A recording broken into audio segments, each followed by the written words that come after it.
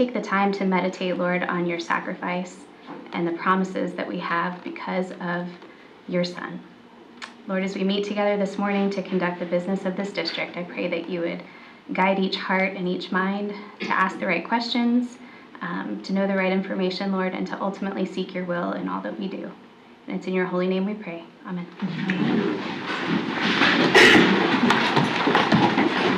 I pledge allegiance to the flag of the United States of America and to the republic for which it stands, one nation under God, indivisible, with liberty and justice for all. I'm going to call to order a special meeting, March 25th. Welcome, citizens of Clay County. I want to take this opportunity to thank you for taking the time out of your busy schedule to attend this school board meeting.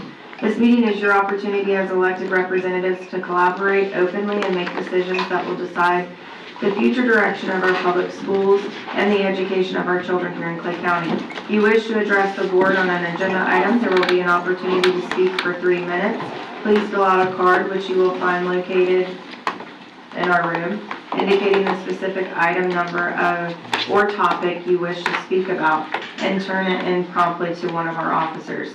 If you have items that you would like to present to the school board or superintendent, please hand them to the officer as well.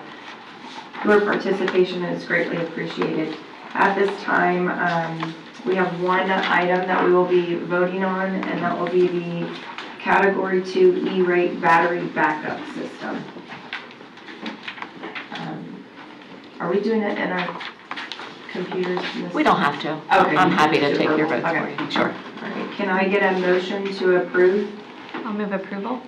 I got an approval from Ms. Skillhausen. Can I get a second? I'll second. Got a second from Ms. Clark. All in favor signify by saying aye. Madam, Oh, if we just asked if there's public comment. oh yeah, that's right. Any public comment? Sorry. Any discussion? Okay, all in favor signify by saying aye. Aye. Any opposed? Motion carries 5-0.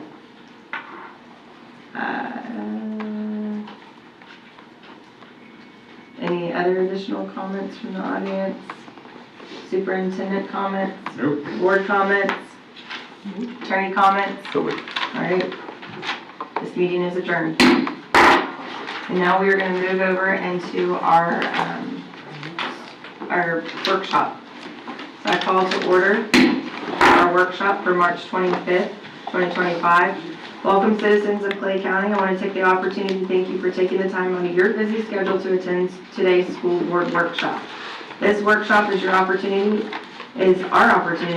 as your elected representatives to collaborate openly among ourselves and make decisions that will decide the future direction of our public schools and education of our children here in Clay County. There will be an opportunity for the public to ask questions at the end of the workshop presentation. Questions will be allowed. Public comment will not be allowed. If you wish to ask a question, please fill out a comment card with your question and hand that card to a deputy. Your participation is welcome and appreciated. So first, we have a jam-packed workshop this morning. So we're going to start with policy review. To begin, so if Neola, you would like to come up. Good morning. Madam Chair, board members, Superintendent Brodsky. This is the fourth of our series of workshops we've had to review the draft policies that are being created for revision and improvement of the policies of the district. Today's meeting is about the two chapters, the 2000s, which is a program, and it covers the operations of the school in every way that affects the students. The curriculum, the organization of the schools for the benefit of the students, the non-discrimination is in there, adoption of instructional materials. There's a whole breadth of things that are there. This is different from the 5,000 chapter that we looked at, I think, last time, which is just purely the student chapter. This is the operations of the district. And then the other chapter we're talking about today is 9,000, which is the community and the way the school board interfaces with the community through volunteers and organizations and things like that. So, like we did before, I guess, can we put it on the screen or just, is it text? You want all the policies up Well, if there's any, if we talk about any one of them, maybe we could look at it. But You're gonna start with the 2100, or the two first, is that good? that would be the best, yeah, anything in the 2000 chapter. We'll kind of do like what we did before with the first, let's do 50 pages.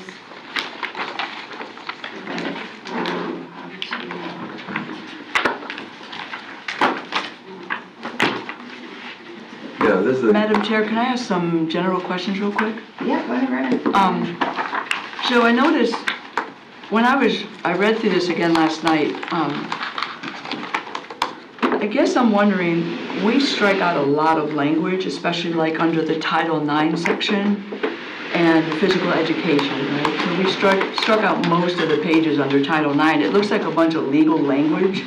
Is there a reason that we strike it out here? I think Title IX is very complex, as you know, there's been rulings going back and forth in that. And through the advice of Neola, they said bring it back this way. That doesn't mean there will be a future change to Title IX in the very near future. And so like in physical education, we must have like procedures or a plan that we already use in the district, so we Correct. cross off what they write? Yeah, we try to, just as a big picture for all of this, there's so many policies, and Neola, I kind of joke, Neola has a policy for everything, including blowing your nose and those kinds of things. And so what we did was we tried to have a manageable amount of that. So some of the reduction, if we felt like that there's one that we're going to do today, well, strictly statute-based, and then regurgitate the statute into the policy itself, and it wasn't covered in pupil progression, so we crossed that out and kind of ended it with it's in pupil progression, because it had like 10 different statutes. One was on IB programs, one was on ACE programs, one was on, Yeah. and all of that is in pupil progression. So as a way to kind of make it more manageable, we've reduced the number of words. Okay. And my last general question is, there tends to be a striking of all superintendent directives. Like when we're reading about the adoption of instructional materials, the admin procedure portion is struck out throughout this. Is that because it will be all, I'm just doing this now so I don't have to ask every time. The admin procedures will all be done later? So we strike them now? Correct. The admin procedures are done after the adoption of the policies. So they're struck out now. Also, there's a difference in the sense of every district is different in configuration of the superintendency. You have to be an elected superintendency. So directing the elected superintendent wouldn't be proper to have the language. right, and also I wanted to say that there was a policy in the 1000s, which you have already seen, that provides for the superintendent to create administrative procedures generally for any policy. So it's redundant for us to say in any policy, we'll create administrative procedures. We just don't need that. What is the difference then between how you would write an administrative procedure for an elected versus an appointed superintendent? I don't really necessarily know what the I difference would think be. if you're asking, you wouldn't include it in the policy itself. The superintendent's responsible for the day-to-day operations, so there has to be administrative procedures in order to make a policy work. So I think our goal, we talked about this, remember, this is a huge task. I commend the board for the huge task that we're going through. Never been done in 36 years. This is a biggie when it comes to Clay County schools. Our plan is, once the board adopts the policies, we're going to evaluate all policies for the ones that are the most in need of an administrative procedure, formal administrative procedure right now. So for example, the work policy and other policies, the ones that are student code of conduct ones, those all require that immediately. Right? If you're looking at hundreds and hundreds of policies, how do you decide which ones to do first? Right? We would do the ones first that have the greatest need in the operation of the district to start in August, right, when we come back. So that's the plan to get that mission accomplished. But that too will take some time. No, I realize that. I guess my concern was there's so many being struck that if the board feels like it's something valid, and we would like to see you make an administrative procedure for maybe some of these things that have been struck out. Are you saying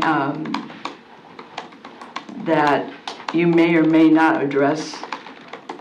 The board's 1,000 section clearly states that administrative procedures will be, I don't know what the word is, formulated, developed. So you'll just prioritize where you start? Yeah, exactly. Okay. There'd be no way to handle hundreds and hundreds of policies if we didn't figure out which ones are the most pressing Okay. and then kind of work our way down. Because that was most of my questions came from the fact that there was just a lot of striking out, so I think that will help me move faster through the policies. And I have a question, as far as like administrative procedures, do you guys have that set up kind of like these policies where he can go through and look and strike and do what he wants to like that? Okay. So it'll We be a have little some. faster process? We have some, but it has to be a district-specific effort because Right. it can't be too generic. I just didn't know if it would be, like, if it would be fast, like, kind of set up like this, obviously not everything, Faster. but able for him to go through and it'd be easier Right. versus having to start from scratch. Yes. So, okay. So that was what my question was. Okay, so was that all your general questions? Yes, thank you. Does anybody have questions for, I guess it would be actually through 59, because that's when that policy ends for the first 50. I have on page 13. Okay. Excuse me. I have the policy number just so I put it up. Yes, sorry, it That's is 2215. 2215. So I know you guys have heard me say this before, it's not news. I'm very passionate that we should be teaching history in elementary school. And specifically, we say in our policy that it lists all the subjects, and obviously history would fall under social studies, but I would really like language in that policy specifying that in that social studies curriculum, we will have an emphasis as Clay County Schools on American history, world history, and civics education, even in elementary school. And what, where at? So if you look at the sentence, the program of instruction in the elementary school shall promote the language arts, mathematics, social studies, and there we could just put with an emphasis on, we could just say history or emphasis on American history, world history, civics. I'm fine with that. So just further defining social studies Yeah. to include. Madam Chair, may I make a word on that? So with social studies in the elementary school, I'm coming from the background of social studies. And of course, as everyone knows, we're driven by our standards. Right. There are some grade levels that don't really have they're very few. So Right. I'm thinking third grade is mostly geography based. So you have civic strands, you have geography strands. Florida. So yeah, you have Fourth these that go throughout all the courses.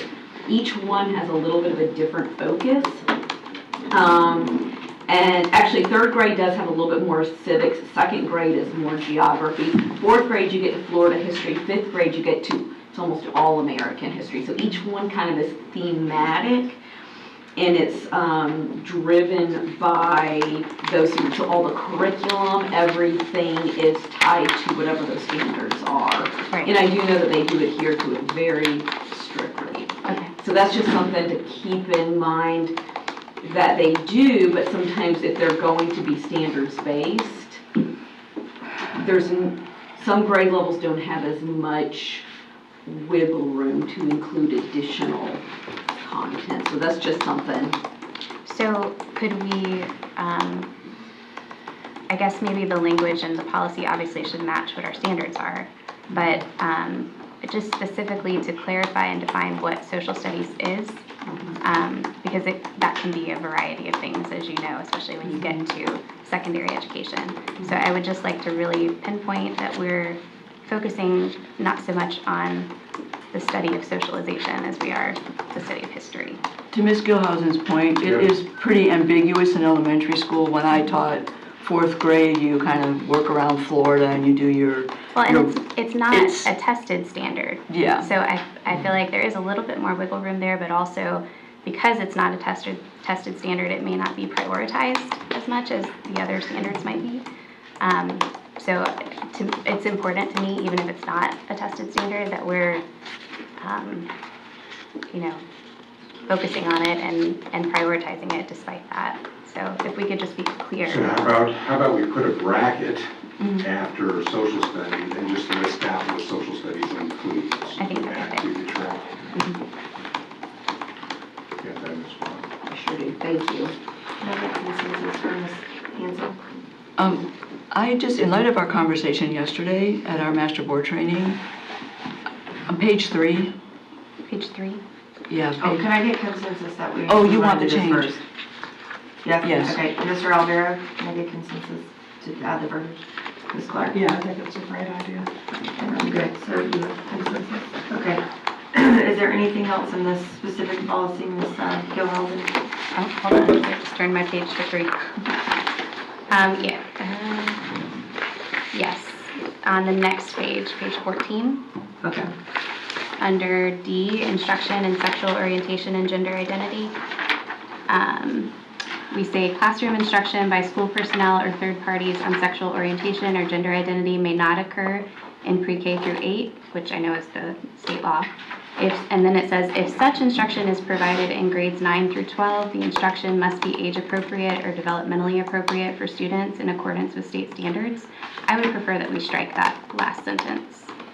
And then I think pre-K through grade 12, as long as that's legally acceptable.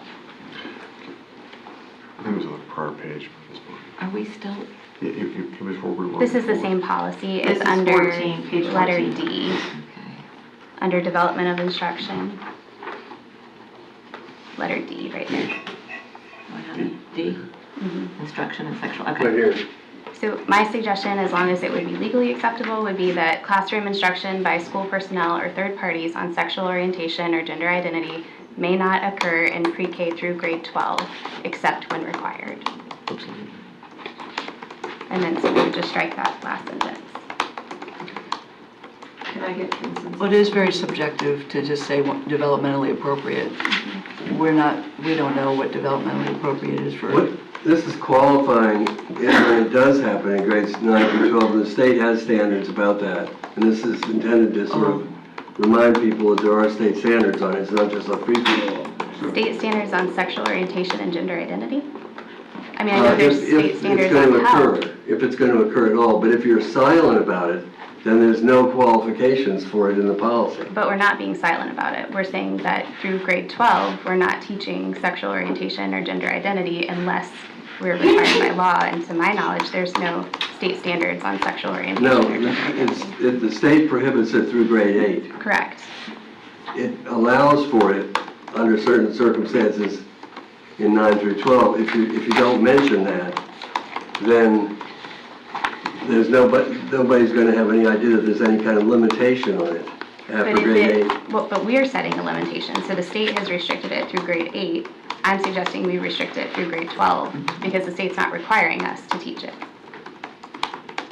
Giving us the option to restrict it. I didn't know you wanted to change to grade 8, okay? You want to make it grade Through 12? grade 12, yes, sir.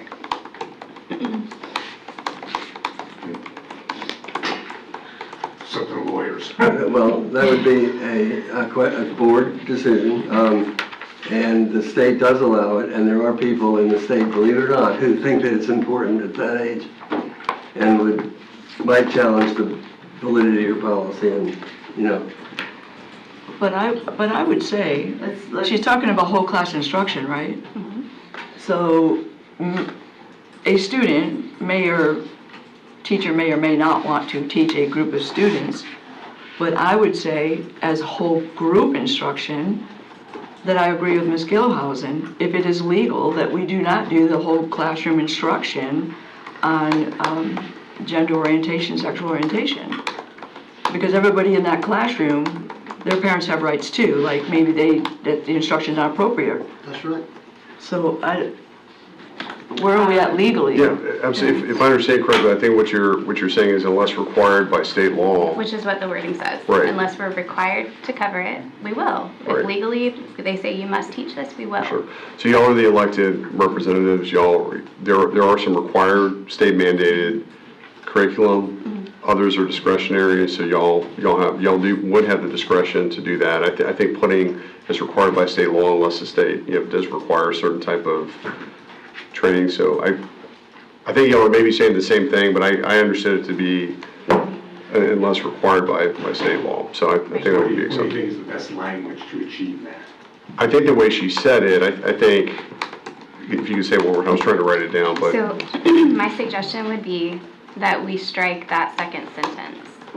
So, and we replace grade 8 with grade 12. So it would read, the classroom instruction by school personnel or third parties on sexual orientation or gender identity may not occur in pre-K through grade 12 except when required by state statute. Understood. And the second part of that statute actually says that districts can approve the curriculum for 9 through 12. And I believe I'm hearing you right, is that we're just going to end it with that first sentence and not get into that gray area of approving. Well, the last sentence is if such Yes. instruction is provided. So there's essentially very limited amount of restriction on teaching grade 9 through 12, except that it must be age appropriate, developmentally appropriate in accordance with state standards. Which, I mean, I think that that's the case for all of our curriculum. We want it to be age appropriate, developmentally appropriate, and in accordance with state standards. So I don't think you need to specifically say it about that one Right. thing. Okay, so can I get consensus from Ms. Hanson? Can I get consensus from Mr. Alvarez? Ms. Clark? I agree. So you got full consensus to change it from 8 to 12 and strike out the last sentence. Is there anything else on this policy? I just had one question on page 15.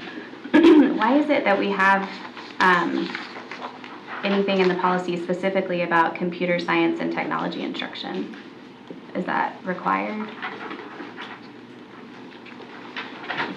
My assumption is that I have to check with the attorney is that the statute's on the front where it says legal and goes down and one of them speaks about computer science and technology instruction. Okay.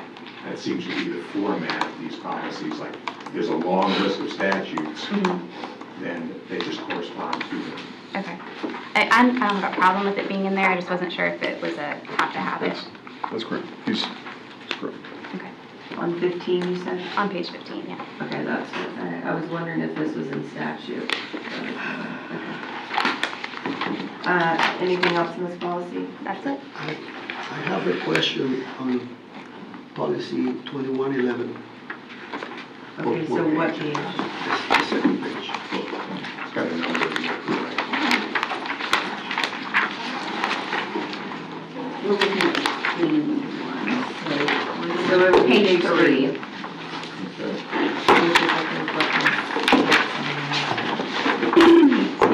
Page 3 is the page I wanted to come back to in light of our parent conversation yesterday that we had.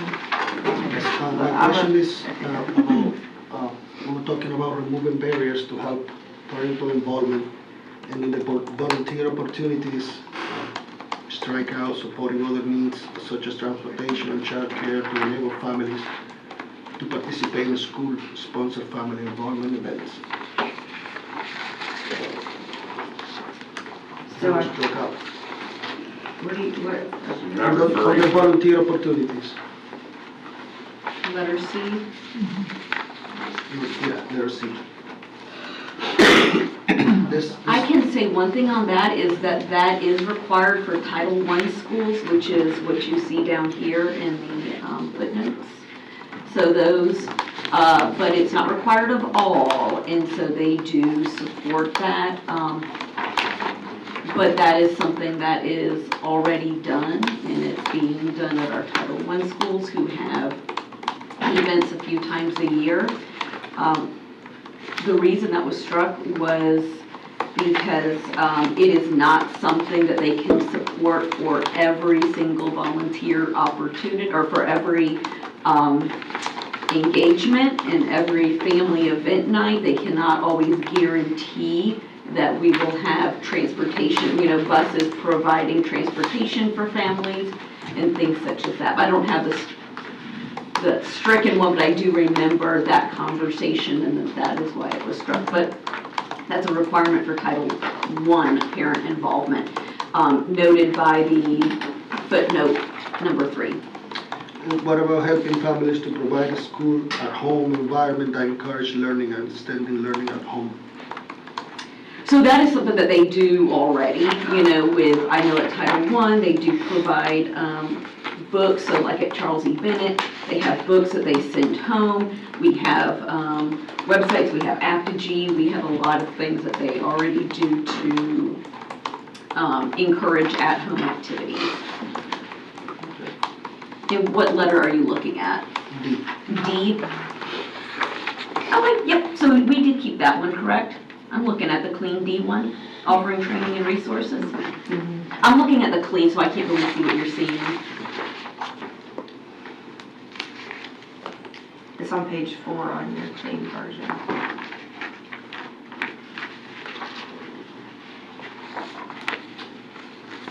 D1 and D2? Yes, so we did keep that. That was a good one. Yeah, that's a good one. Is there any board input on Mr. Alvera's suggestion for C? What is it that you're wanting to add to C? Because I don't have the I want to remove as less as possible options that we have to help parents be involved. Barriers, removing those barriers. So what language are you wanting to add back in? I don't have that copy. All I have is the The clean language, version. the struck language? Right. Helping them in everything we can to be able to participate in the school events. So can I think you and I are probably wanting to talk about the same thing here, I agree. So there was a page in the parent section, it's some procedural, some not, right? And after we had our discussion yesterday, I felt like this particular 211, like parent and family involvement in school programs, was something we should have maybe a time to discuss together, because like Mr. Alvaro said, we've struck out some things that I believe are very useful, and I know it is the superintendent's responsibility to make procedures, but if you read through struck out A through E, and then E has 1 through 11, right? And if you don't have it, I can just give you a couple examples of why maybe we could push this part to another time. All the parent sections, actually, I would like to, because we just had our discussions yesterday and have not had time in sunshine to actually talk about the policies. But it includes things like, let me just get myself organized here because it's a lot of papers. Like involving families in the development of the district-wide parent involvement policy and plan. That was struck out. I actually feel like that's a really, really important thing. On this page here alone, with all of the strikeouts, procedures for parents to learn about parental rights and responsibilities, a procedure for parents, some of this stuff to withdraw their child from any portion of health education, I believe, is covered in another section, to receive a school report card to be informed of their minor child's attendance, to access information relating to district policies for promotion, retention. I believe that this section, along with like a parent handout, and there's more sections in here that deal with parents coming up, it is really hard for me to say it's okay just to strike out these procedures for parents.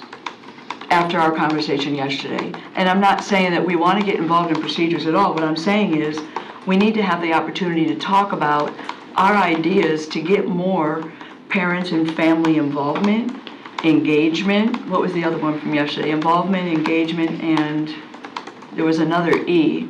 But those three things alone need conversation. This is the actual policy that would drive the things we felt were important yesterday. And I don't know how you guys feel about maybe just postponing, pulling this one section out, and there's one other section that involves a great deal of our conversation yesterday.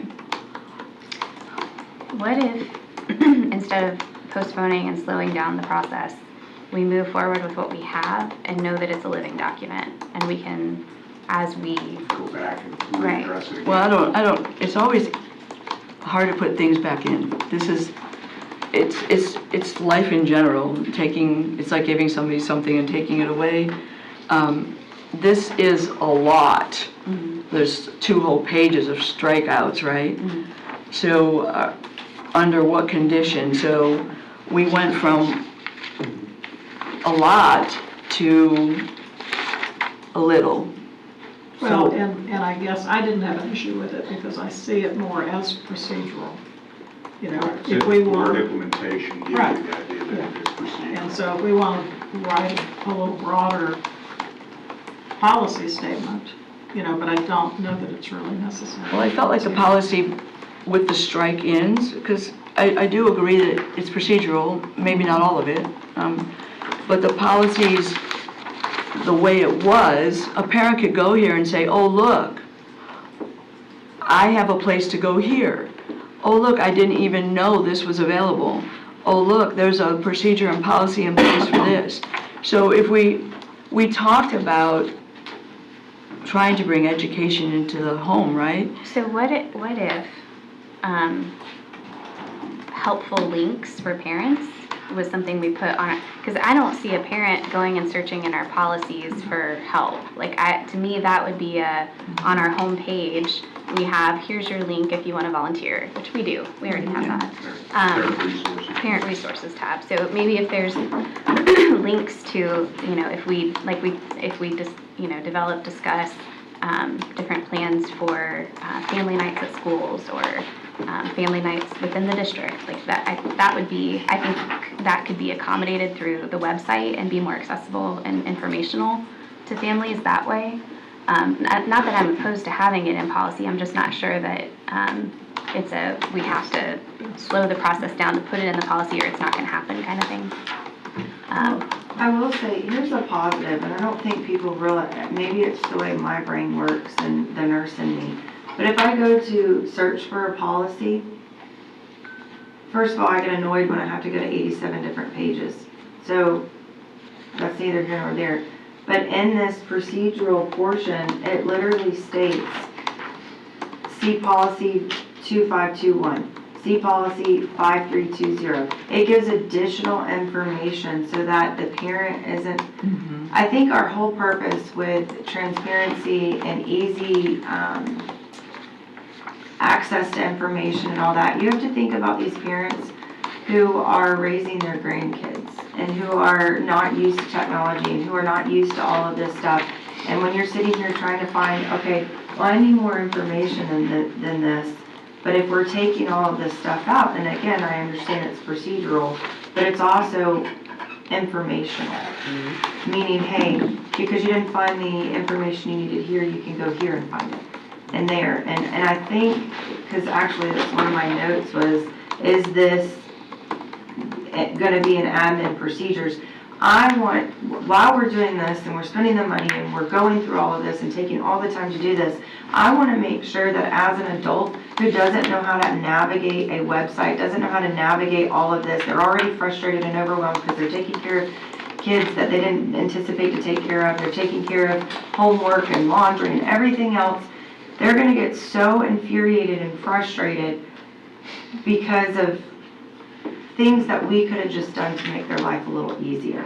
Whether it is putting a procedure in here, whether it is putting additional information just to connect them to the next step, whatever the case may be. As a parent, I know that frustration. So That's my thoughts on it, and I literally, I mean, that was literally my note.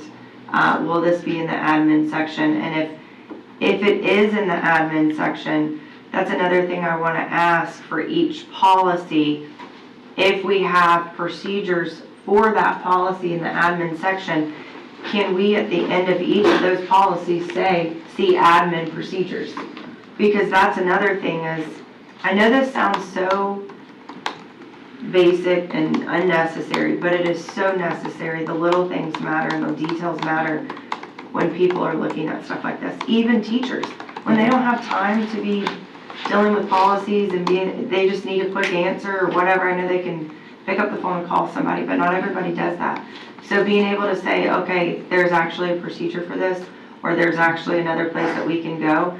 So if we're striking all this out, we at least need to say, hey, see this policy or see this procedure. Well, to add on to Ms. Skipper, so the way Neola works, right? So if a parent's frustrated and wants to know our policy, they're going to go to the search box and they're going to put the word parent in.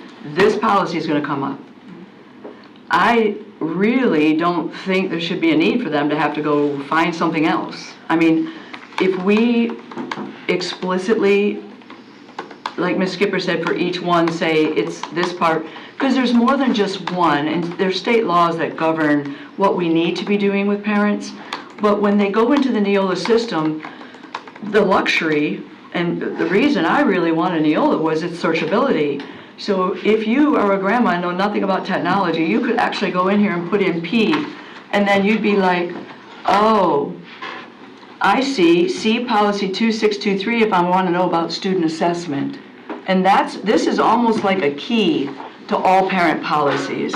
And so, although I agree that it's procedural, the way this system is set up as a searchable system is deliberately to make it easy for everyone to see our policies, access our policies, and make sure that they have a way to understand what we're trying to do. And I have never said that of all the other thousands of pages we've looked at, but when it comes to parent involvement, the easiest thing to do would be to have this type here with the procedures and where they can go and find them. And that's just, I agree with Ms. Skipper. And I want to also say this, as we're going through this process, we need to keep in mind, we don't have to rush through this. If we don't have time to finish these today, then we can do it again, we can schedule another day. But this is for future boards and future superintendents. This is something, again, that we haven't done in 36 years. And when we set this up, when we put our names on this, I want it to be a stamp that says, hey, not only did they do this, they did this right.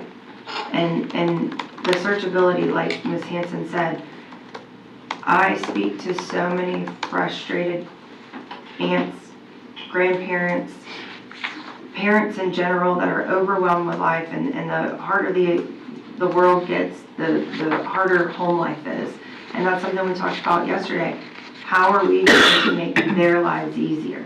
So I don't have any problem with, but can we just make those changes now? Are you guys not, do you have suggestions for what you want to do? Well, I think their suggestions were to just talk about this in depth further and move it to the end, or take the unstricken part out, but that's procedural, so that would be something that we have to. And I don't know how the talk to procedures will line up, Ms. Skipper. Like if you're looking at saying the pages, I'm sure you guys have done this 1,000 times, but the page numbers actually go to a different part of a policy, right? So it's kind of like they could maybe, I don't know how you guys do it, but you could either manually go to that other policy or click on a link to take you to the other portion of the policy. This is the one piece, I think, that literally connects all the pieces together. And I'm not sure as we go through, it would be, yes. So what if we do this? Because there are a couple policies I've talked to Mr. Broski about to add at the end. What if we add this to the end of those, so it's not slowing the process down, but it gives us time to continue our discussion further at April 2nd, that we do our master board training, and then we can implement what we see as necessary, and maybe they can help us implement that within this policy, and then that way we can move forward with the rest of this section and come back to this policy.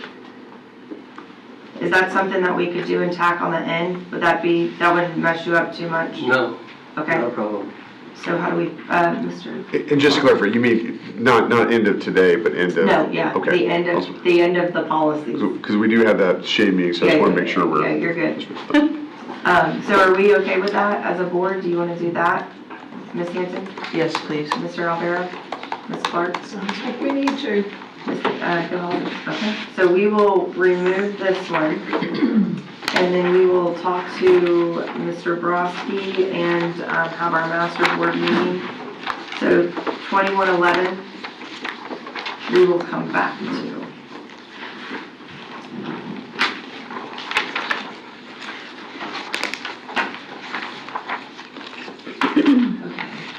Do we have,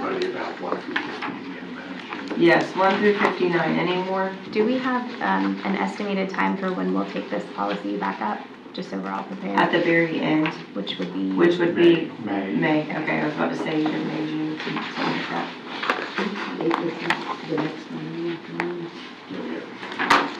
And we can always schedule an extra meeting if we need to.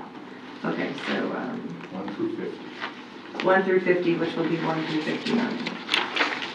Any more? Are we talking pages or policies? Pages. But it doesn't end on 50, it's in the middle of a policy, so that's why I said 1 through 59. Does anybody have anything on, I think it's page 20, policy 2260, page 23?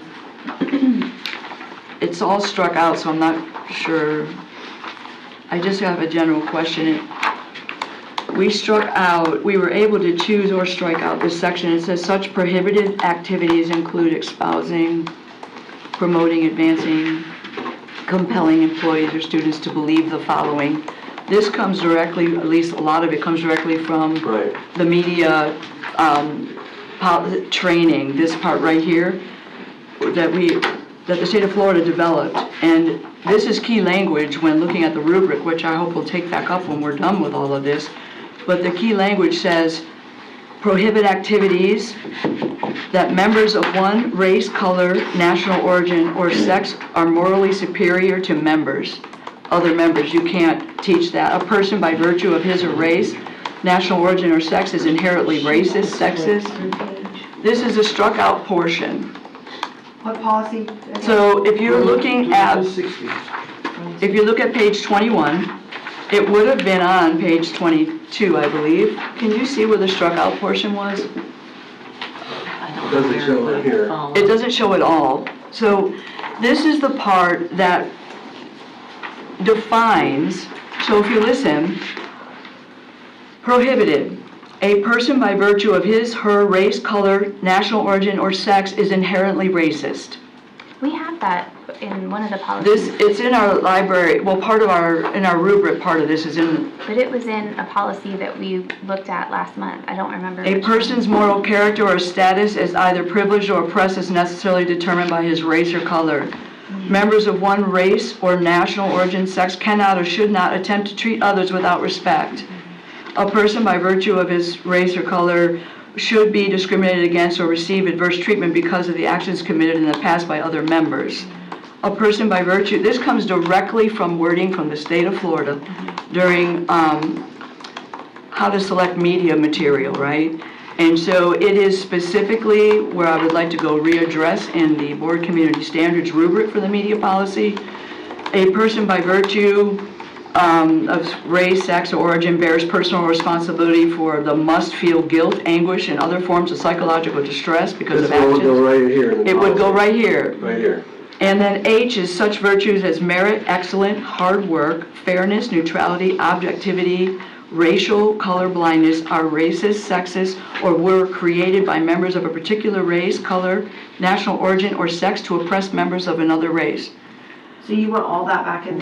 Just this section, A through H, is what I helped to develop with Ms. Collins, part of our board community standards for selection and buying and getting rid of inappropriate books.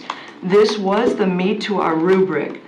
And honestly, every single word of this should be what every single American wants for every person in America. And when we go to relook at, which you guys we never got a chance to work on our community standards for the media policy, which I'm hoping we get to. This will be the meat of what will help us protect our kids in finding appropriate materials for our libraries. So I'm asking the board, I know you can't see it. No, we can. Can some of you see it? Oh, I can see it. I can see it. can see it. We were trying to locate it. Is what we were It would have been, well, it's hard on a page number because it's all gone. It would have been on page, right where he just said it would have been. Yeah, it would fit right here. So that's all state statute. It's in, so when they decided to come up with state statute about the media policy, they gave a statewide media specialist training that had to, correct me if I'm wrong, every media specialist in the state of Florida had to undergo this training. So this would codify what the district is trying to do when removing inappropriate books. It would help us codify our community standards, and it was also given to every media specialist in the state. I wholeheartedly believe that this statement is absolutely essential for us to move forward when it comes to buying and removing texts in our libraries. I mean, I'm fine with keeping that language. I don't think, I think this policy is about specific harassment or discrimination Yeah, to it's specific students. It's not, non-discrimination. Yes. It's not really referring to books. materials, yeah. Well, this is saying what you are allowed to do without discriminating against another person.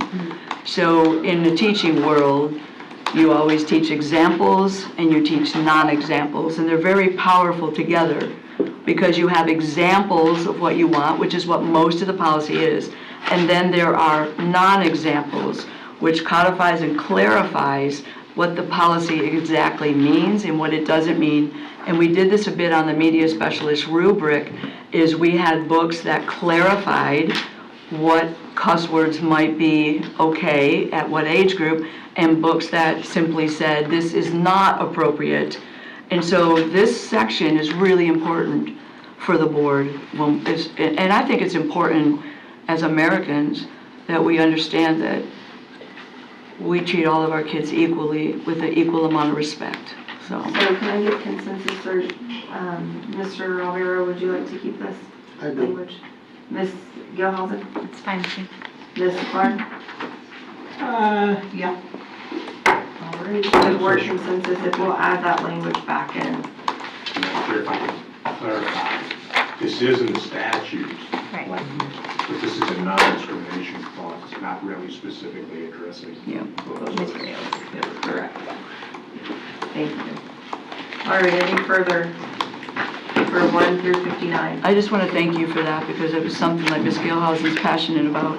Social studies is something, as a military wife, I'm very passionate about, so.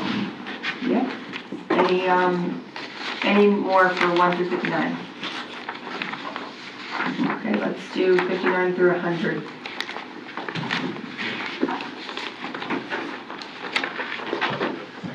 I have one, What is that? What's the number? policy 2340, and there might be an answer for this. That is page 67. Yeah, when I look at the struck out part, I'm not sure what page it would have fit in. But there's a part that says, school personnel shall not accept any form of compensation from vendors that might influence their recommendation. I think this is important. I've actually known in my career people who have done this. And so maybe there's a reason that the district wanted that struck. I don't know. I just wrote the word why because the language seems important for maybe a teacher to understand, or it was struck out, so it would have been on. So what I do is I cut out the struck out part and staple it on top of the regular page. So I believe it would have fallen in after E. And it just, furthermore, school personnel shall not accept any compensation from a vendor after a decision has been made. It's specifically, like if a teacher wanted to promote a vendor, they get a kickback, they tell the department, why don't we use this vendor? I actually have seen this happen, not because I think they were trying to break the law, but because they didn't know it was illegal. So I think it's important that the vendors stay in the vendor realm and that this particular, such compensation includes but not limited to cash checks, stocks, or any other form, like maybe you get a free program, gifts such as televisions, microwaves, like, I just think we need to make sure that teachers know we can't enter that vendor realm, that we need to make sure that that's done through the vendor route and not impose that on other people. But there might have been a reason, I guess the district took it out, but I think it's important language. So, which language specifically do you want? Where are you at right here? Okay, so on 2340, which would be your page 67, Right. it would have followed E, second paragraph, other districts, Okay, so sponsored right here. trips. It would have followed that, and it's a harmless as far as I know. It just tells teachers and other staff members that, So from there to the end of the page. yeah, it was right, so if you're looking at this, it was at the very end of the page. So it's not one of the letters. It's Right, it was the just a paragraph at the end of the page, but I have known there'd be confusion on this particular thing, so I was wondering if the district didn't have an objection based on that we add that back in, so. Okay. So for that, do you want both, all the way to the end of the? Yeah, it's just you two want both paragraphs, it's Okay. just clarifying what you can and cannot do. So can I get consensus on that, Mr. Alvaro? Ms. Clark? Yes. Ms. Skillhausen? Yes. I do have a question on this one. I personally would like to add this verbiage. I don't know how you all will feel about this, but when we're talking about field trips and we're talking about parent engagement and involvement and all the things that we talked about yesterday, there are certain schools that limit the number of parents who can go on field trips or activities. And I get that due to bus availability, all that stuff, but if the parent is willing to drive or willing to go there themselves, they should have the ability to attend the field trip if they do the proper channels as far as the volunteer forms and all that. So I would like to add, and you would think we wouldn't have to add this, but I would like to add in here that, I don't know the verbiage and what it would be, but essentially, as long as you have a volunteer form and do all the things to be able to attend the field trip, that there's no limitation on parents, there's no bus space, then you can, So Drive yourself there. I think it's safe to say a parent can always go on a field trip, but not as a person that's we have this happen. Right. But the parent says, hey, I know I can't go to supervise, can I go on a trip? Yeah, it's a free country, you go to whatever place you want to go to. so we don't have to put that in verbiage, so if a principal or a teacher say, hey, maybe you can't go because you didn't fit the numbers, they can go by They're going as a themselves, private citizen, not unrelated to the trip. but they're allowed to hang Yeah, that's where it gets a little murky. Okay, so that's. But why would I want to go to the alligator So farm? there's a liability piece there Yes. too, so when we think about, there's a lot, I'm just saying, like, I think in general, like, the concern is like how the child travels to the trip and back.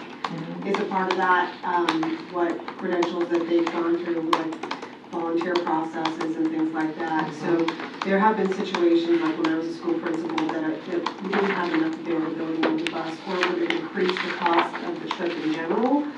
And so parents would go on their own accord, as long as, like, they could verify that they put their volunteer information in, then they could walk alongside the group. They just couldn't be left alone with any other children. They had to be supervised under somebody else that was a credentialed chaperone. Which is my point, is what I'm trying to say. As long as you go through the steps of volunteering, you pay your own way, you drive yourself, I should still be able to stay there with my child. Even though they're going on the bus with the school, everything's the same. It's just that I can watch my kid play with alligators or whatever they're doing. Do anything. Well, We shouldn't limit a parent from not being able to. Sometimes the venue itself, as a former elementary principal as well, like, sometimes the venue itself has a limit too. You can only hold 50 people at a time. And so that would sometimes limit the number of adults that can go if you not have any students. Like, for example, the pressure one might say there's a limit of 2 chaperones, or they might give you a ratio due to the number of seats that are available. So there could be something written in there, unless the place or the venue has a limit. You know, because there are Unless there's a limit, but I'm telling you, there are other schools. Yeah. This is another thing that I'm talking about, who welcome parents, open arms. This is one of the examples I'm saying, especially when your kids are, I have a 5 and 7-year-old, and I'll bring it up every time.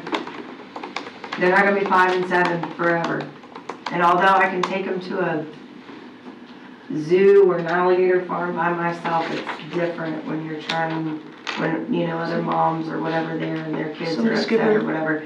I'm just trying to use that example because there has been certain circumstances where people have reached out and said, hey, there's a cutoff, I couldn't go with my kid. So could we, so based on our conversation yesterday, I mean, for those that don't know, we held about an hour-long conversation about the value and how much we appreciate and value parents. And we all agreed that that family involvement is the best thing for education. So could we, I mean, in this new plate that we talked about this with the superintendent coming up with this comprehensive plan, could we then bring that into that plan at that time when we start developing or redeveloping the part of the strategic plan Yeah. for parents? Yeah, that way we don't limit them on. Yeah. Yeah, I mean, I can't imagine a principal or a teacher saying, you can't go unless there's a viable reason. And maybe there's confusion on the parents as to why. Madam Chair, So- Superintendent, if I may, just something about volunteers. You would want to make sure that language, at least I would think you'd want to make sure that language does have them still go through the Rapture system at the school. Right. So in other words, they'd have to go to the school first. They must have the badge because law does not prevent, I mean, they could be on the sex abuse list. They are allowed to go on campus, but they have to be escorted and they can only be with their child. They cannot be around other children. Is that not done through the volunteer form? So Yeah, they would need to Rapture every time to have the badge. So I want to make sure that the parents know they still have to go to the school. Yeah, to the schools. Okay. In other words, they can't just show up at the alligator farm. Right. Which Because these they are might all- not be a person that should be around other people's children. Right, 100%. That's why I'm saying as long as, I think we're making this more complicated than we need to be. I think As the long as they can language do volunteer yeah. and be around our kids, they can go, still the same way, kid gets on the bus, goes to the school, but I'm just using myself as an example so that it's easier. So that when I get there, I can meet up with the crowd Right, and have a and badge. so have the my teacher knows. badge and be able to watch my kid or eat lunch with them or whatever. I think we're making this a little bit more complicated. But the So- language, to get back to the language in the policy, what we could say is parents are encouraged to attend field trips with their students and should not be limited except in the case of not meeting volunteer or student supervision criteria or venue restrictions. Like that would give you coverage of making sure they met what's required of them, but also but I want to make sure that's okay with everybody before we. Anything else you want to say? And I think, and I would be happy to, Mrs. Skipper, anytime that you guys receive that kind of communication and you have any questions, please reach out to me, because part of it's like the nuances of things, because like there are situations where we've had parents who bring younger siblings, and if that becomes a concern, because then the attention becomes on the younger sibling, and I appreciate the lady sharing too, like there's, like as I'm sitting here, I'm like, oh my gosh, there was this situation, so there's like these weird nuances of things, but I'm happy at any time, if you have anything like that comes across your board, like your email or stuff like that, please reach out, because I'll help try to navigate that, I'll try to get clarifications for all of you, because I agree, like, first and foremost, we want parents involved, we want parents in schools, we want them to be in attendance and to make those memories for their children, so whatever I can do to help facilitate any of those conversations, but I think that's part of it, is like, there's like these weird nuances of situations sometimes that happen, and I can also help with that.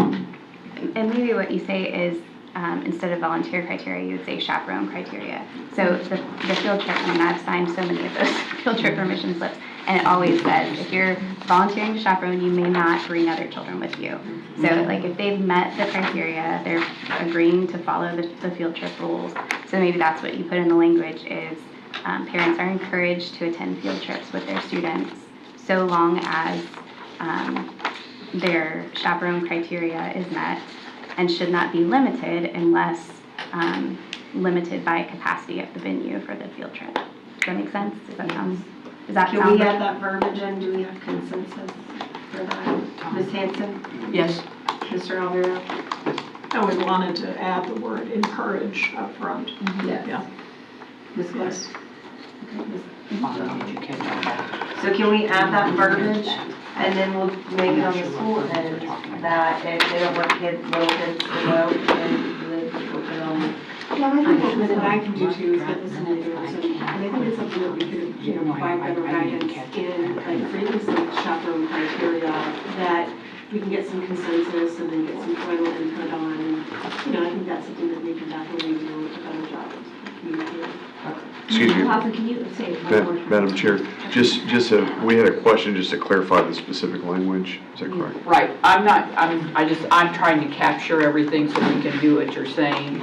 And I'm not sure, you're saying all these nuances, they won't go in the policy, they're gonna go in a procedure that is gonna be written and ironed out. Our overarching statement is going to be, what is that going to be? Parents are encouraged. Skill has it in the verbiage. Just those words in front of that. No, this would be. This would be a different statement. Right. By itself. You could put it at the end, you could put it. Maybe you could put it under letter F. So properly planned and executed field trips should encourage parents to attend and chaperone. Encouraged to attend, okay. Okay, I've got it.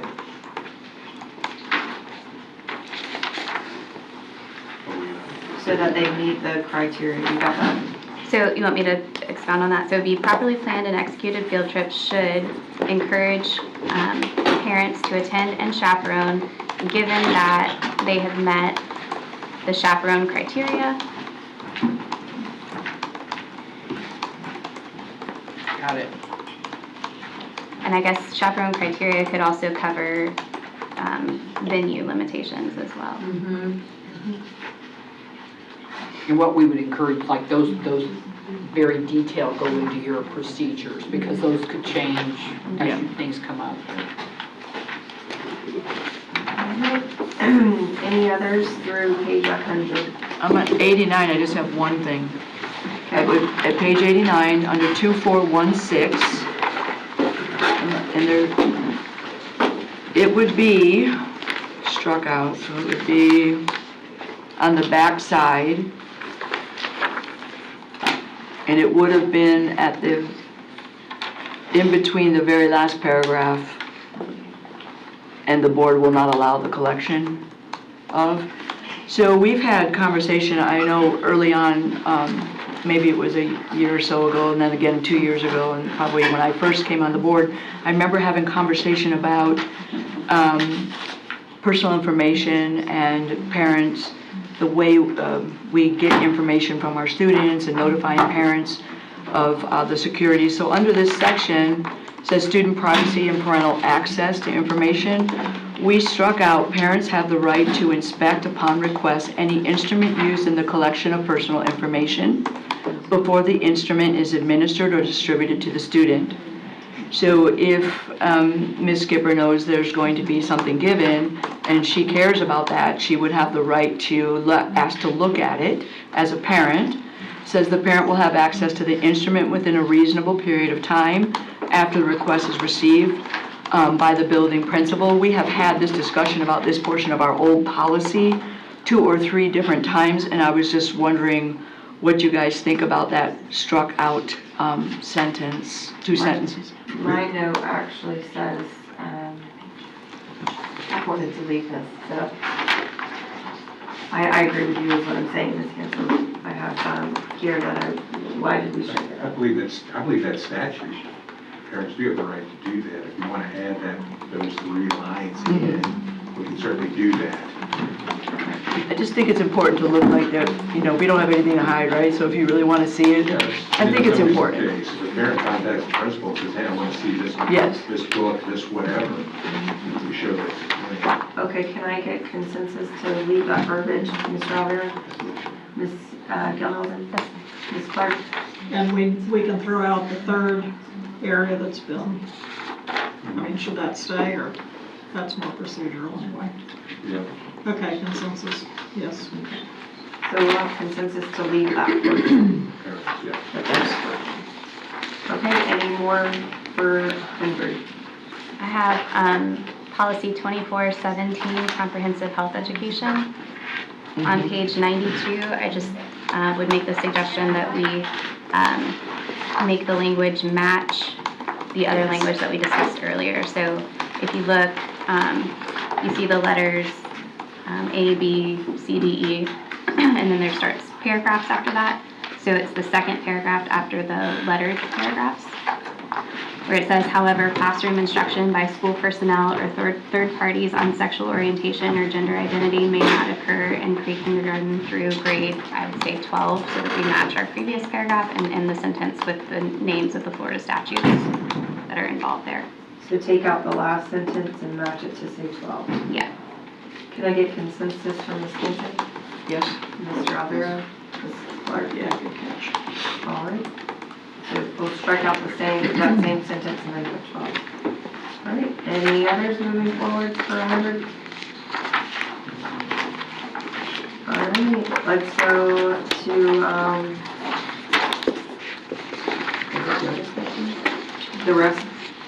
the rest of the policies, I guess I should say. I have a general question. I don't see an AI policy. Does that come up somewhere? When we're talking about, what policy am I in right now? Copyrighted works. It's in 8,000, I think. It will be in the 8,000s because I believe that AI really needs to be within the copyrighted works. Almost everything is copyrighted right now. Like almost everything is, it's very easy for a kid to copyright, shall I say, in different words and very similar. I was just wondering if it's just something you guys, we haven't caught up to yet, but under the copyright works, we haven't made a mention of AI use. It's an academic honesty. Is that a policy in academic honesty? Yep. Should it be mentioned under copywriting, that AI is a copyright? What's the policy number that you're talking about? It's on page 2531. At my last FSBA training, there was a lot of training on AI, how to keep yourself safe as a district. I'm just wondering, under the copyright section, or maybe it should say where we do have that policy, Ms. Watt, I'm not sure because I haven't seen it yet. Yeah. But maybe under here, we should let people know that the use of AI is, I don't know how we can do it. I'm asking for help on this one. What policy are you talking about right now? This policy is 2531, copyrighted works. Maybe it should reference AI some sort of way, or have a reference to the policy in the 8,000 section, but it's actually becoming a real problem across the nation right now. And I'm not sure what you guys think about this. It's something little, but it's, we don't mention it at all. Have we done academic honesty yet? Well, this is more for, is this for students? I thought this was more for staff. Well, it just says copyrighted works. This is staff and students. Oh, you're right, it does, staff and students. Yeah, because it would have been just in the staff section if it was. And this is how, so this is something that's going to hit us slam in the face, this AI stuff. There's a bunch of policies that, right, you guys started. Right, there's, 8,000, we have a policy on AI. And we can make a reference to that here if you'd like. I mean, do you think it's a wise thing? I mean, I just feel like you ought to be able to see it under this particular section based on, in our student pupil progression plan, I believe there's a whole section on academic honesty, right, Ms. Watt? Like we address all of that somewhere? So it's going to be in both. I just looked it up. So academic honesty, we did last month in the 5,000, so 6505, and letter C, we did add utilizing artificial intelligence platforms and natural language processing tools to create content and then submitting the content as on its own. And then it does say C policy 7540.08, artificial intelligence. So next month that will be one. And if that is something that you also want here, then that is something that we I just can think we should reference it because I don't think a lot of people understand the impact it's about to truly have. As a district, we haven't really addressed AI yet. It's a huge, I know that I went to a bunch of training on it and what people were talking about, the lawsuits, the copyright issues, it was really, really big in my mind, right? So I'm just saying if we just could come up with something either referring to the copyright, so they know that it's not your own work when somebody's making something for you, right? And Is there somewhere in the policy that we can put like brackets or something also includes AI?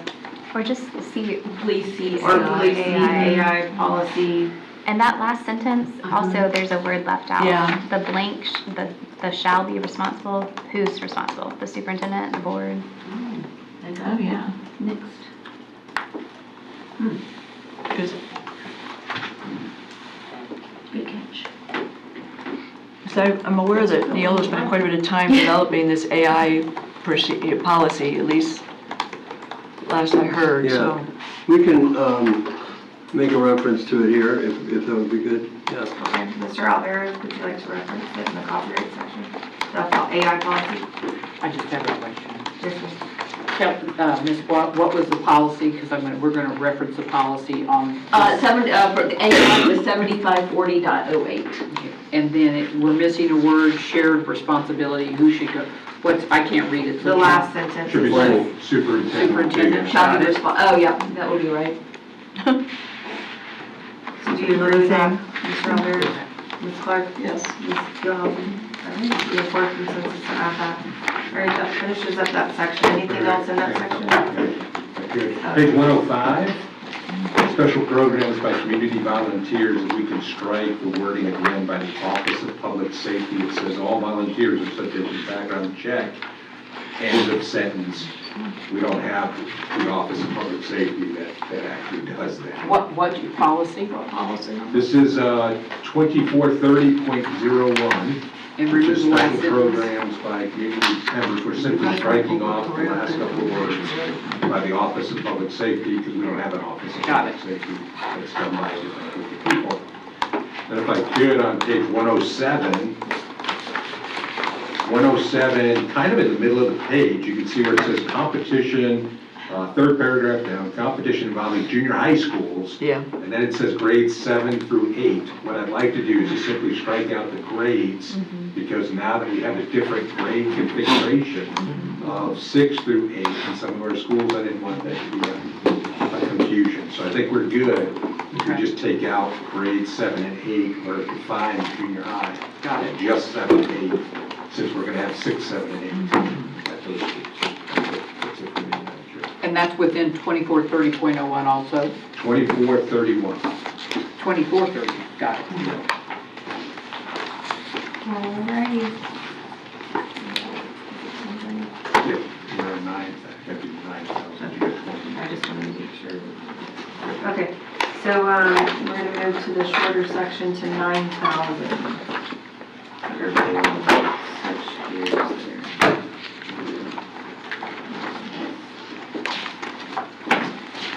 I just have a very basic question on line 150, third paragraph.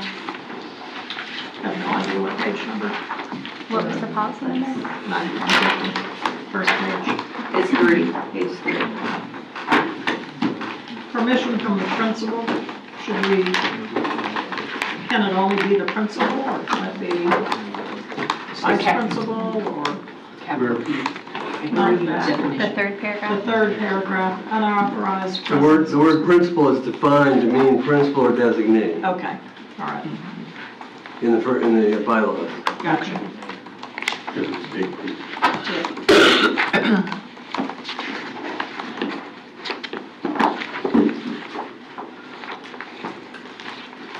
And this is our volunteer policy on page 9, the way we wrote it before. Did we just use the same one?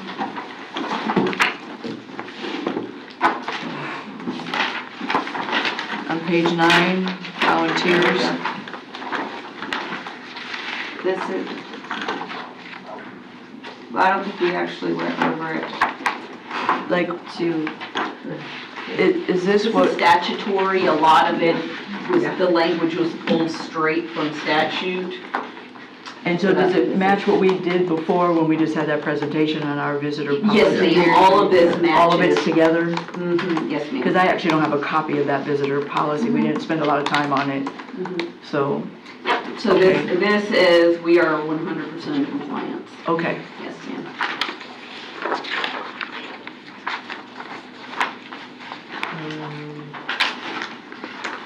say on that particular policy with school visitors, I have had a couple of parents reach out to me who were interested in touring a school in the district for potential placement of their child, and they were turned away and told that we don't do tours. But I don't think it's something we need to put in policy, but just, as a general, maybe administrative procedures that we I think should open the door to parents who are looking at schools prospectively for their child. And the couple that I talked to, it was for pre-K programs, so I don't know if that makes a difference or not, but.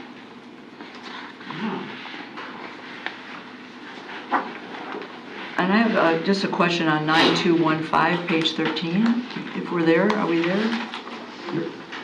So this direct support organization, so I'm just going to use an example because I'm not sure how I'm trying to explain something here, but so in Pennsylvania, they have like, I don't want to call them a booster because some people get a weird thing about booster clubs, right? But they have organizations that collect money from businesses. So I'll just call it a booster right now, okay? I don't know what we would call it. And the businesses buy things like uniforms for schools, right? And it is set up in a way that it's a nonprofit. They get donations. They help our schools get uniforms, buy new equipment. It's kind of like a scholarship thing. A coach can write a letter of need. They are very highly effective in Pennsylvania. I don't know of other states, but we do not do that here, I don't think at all, where we have like an organization that is set up and it's all volunteer. They have like, same as we would, a board, right? And they get this money and this donations and they help provide to schools, right? Would that be something like a direct support organization? So let's say I knew a company who wanted to start this booster club, I don't know what else to call it, and they were able to support our students through these funds. Would that fall under something like a direct support organization? Yes, this is where the board approves an organization that's been incorporated though, separately. Right, and incorporated. I don't know a lot about it. You probably know more than I do, but. And it's not like a really informal volunteer organization, like some booster clubs are like that, but this would be like if you have an educational foundation. Yes. In the district, this would be that. So it could be more than one. It could fall under something like this if it were ever able to happen, because you have to have the money, the system, the organization. Right, and yeah, it could. All right, I just wanted to know if it would fall under something like this. So that was my question.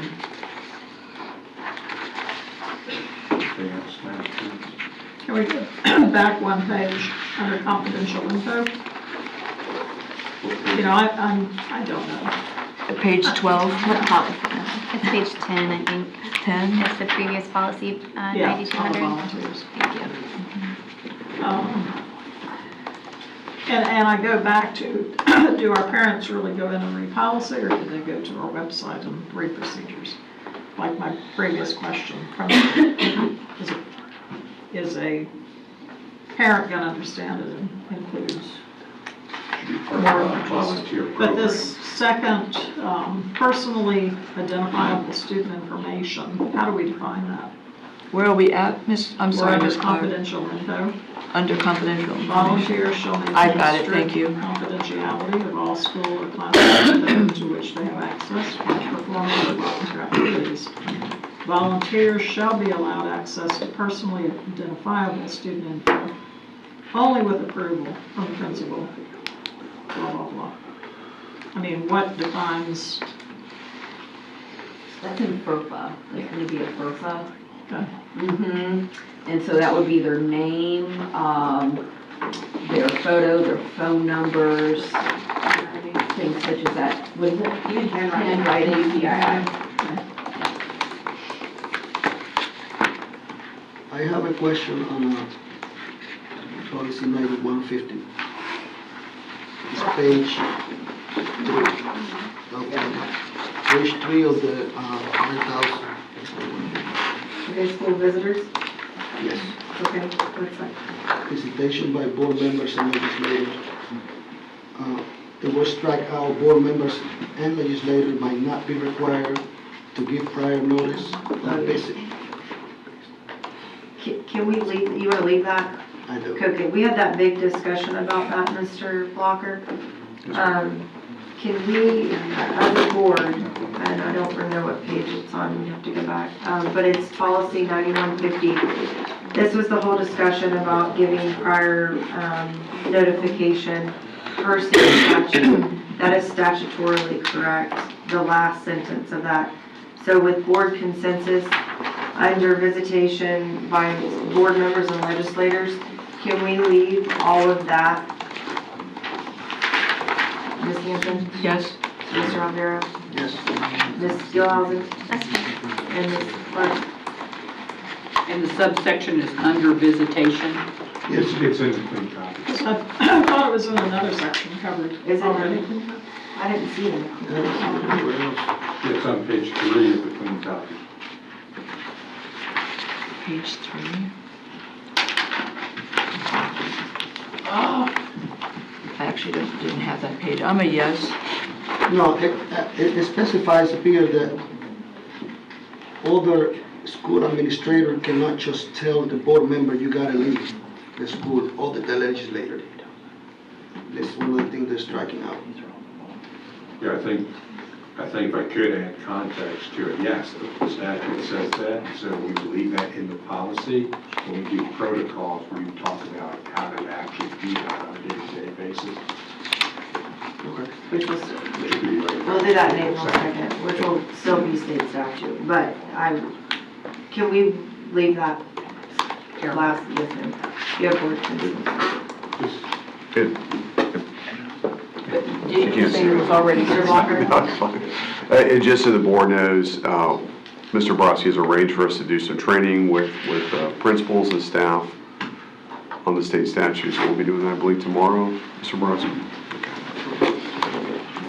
I'm hearing, I heard you say, I thought that was already in It's on there. page 3, yeah. The verbiage is different, I think. I can show, I got it. Okay, she's got it, all right, we just put Yep, her, I got you. It's not the same. okay.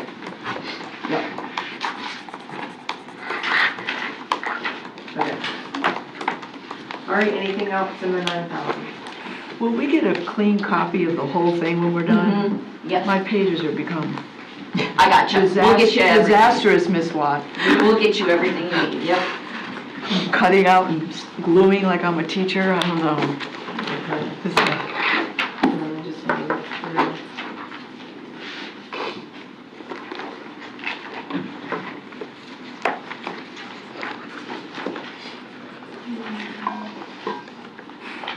We did it. Anything else? Ladies and gents? Can I say one thing? Yes, ma'am. That there have been some updates to the board bylaws since, I think you all reviewed them, was it the first thing you did, maybe August, does that sound right, September? You sat down and you went through all of those. So since then, you know, we've had some new rules and some new statutes, and so some of those have been updated, and we really want your eyes on it. We'd like, there's some decisions that need to be made, and so we would like to bring those forward to you next month, getting those to you well in advance so that you can review them and make some decisions, and then come and discuss that. Would that be acceptable? Yeah. Okay. So I think that, so next month it would be 6th, 7th, 8th, and then potentially this could mean an extended board workshop where we maybe break for lunch because it's 3 sections instead of 2, come back and then maybe provide an hour for that, as well as maybe some of those loose end policies that we just need to button up and get your eyes on if there's any additional changes between now and then. Okay. Alrighty, are we recessing? No, okay, gender review. I'm going to do the agenda review in 7 minutes or less. Matt, you can go ahead and get set up and do that. Really, when I looked at this, the ones that you're going to be most concerned about, just clarification, is on the personnel consent agenda, April. Thank you, Neola. Sorry. Thank you. On the April agenda, that's when we reappoint employees. So at the 48-hour mark to ensure that we have all of those names correct. A big number of people will be there. it's possible that somebody not see their name on the list after and they reached out to you, go, oh my God, my name wasn't on the list. Well, there's a variety of reasons why that could have occurred. Remember, it's April, then May, then June, so it's like a 3-month process to get to that point. For example, a teacher that does not do their certification, is not up to date on their certification, they don't reappoint until they redo their certification. So if anybody reaches out to you and says, hey, I wasn't reappointed, have to contact HR. We'll look up the reason why that is. Supplements are also on this agenda, and everything else seemed, pretty routine given the 7 minutes they had. So with that, I'm throwing it back to you, Madam Chair. Any questions on the agenda from any board members? I'm always available for the night. All right, at this time, we are going to take a recess, and the board will do a shade meeting with, in the back, and then we'll do 2 shade meetings, and then we will come back and reconvene at 12-ish. 45. 11:45. for the insurance presentations. All right, so let's take a recess.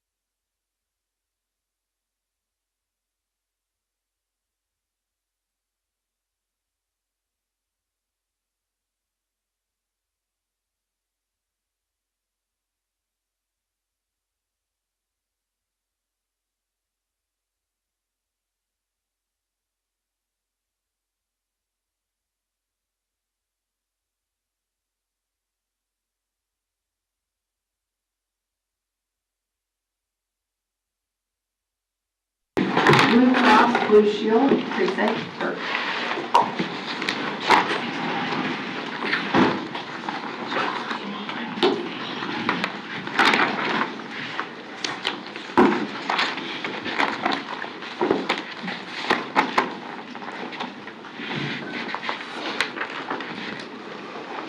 All right, so who's going first, Ken? Blue Cross will go first. I didn't know that we were starting, but I think it's fine for us to go ahead and get started. Yep.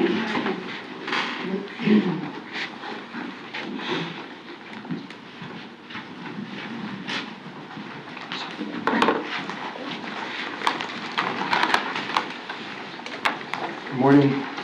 Morning, everybody. Okay, I'll go ahead and kick it off. My name is Darnell Smith. I am the market president for North Florida at Florida Blue. Been with the company for 35 years this coming April. And so after I say a couple of words about our company, I want to turn it over to, if we're so lucky, your account executive, who would then share with you a lot about what we have to offer and what we really would like to be able to do in order to support your school system. If we can go to the next one. I will give you the presentation pointer, sir. Even better.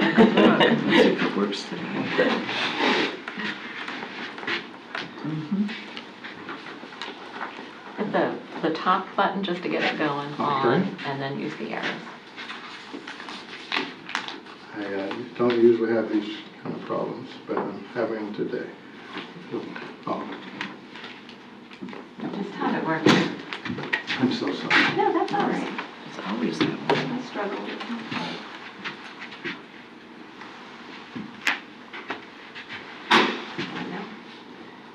Okay. There we go. All right, thank you. So, ladies and gentlemen, first of all, I want to begin with a thank you.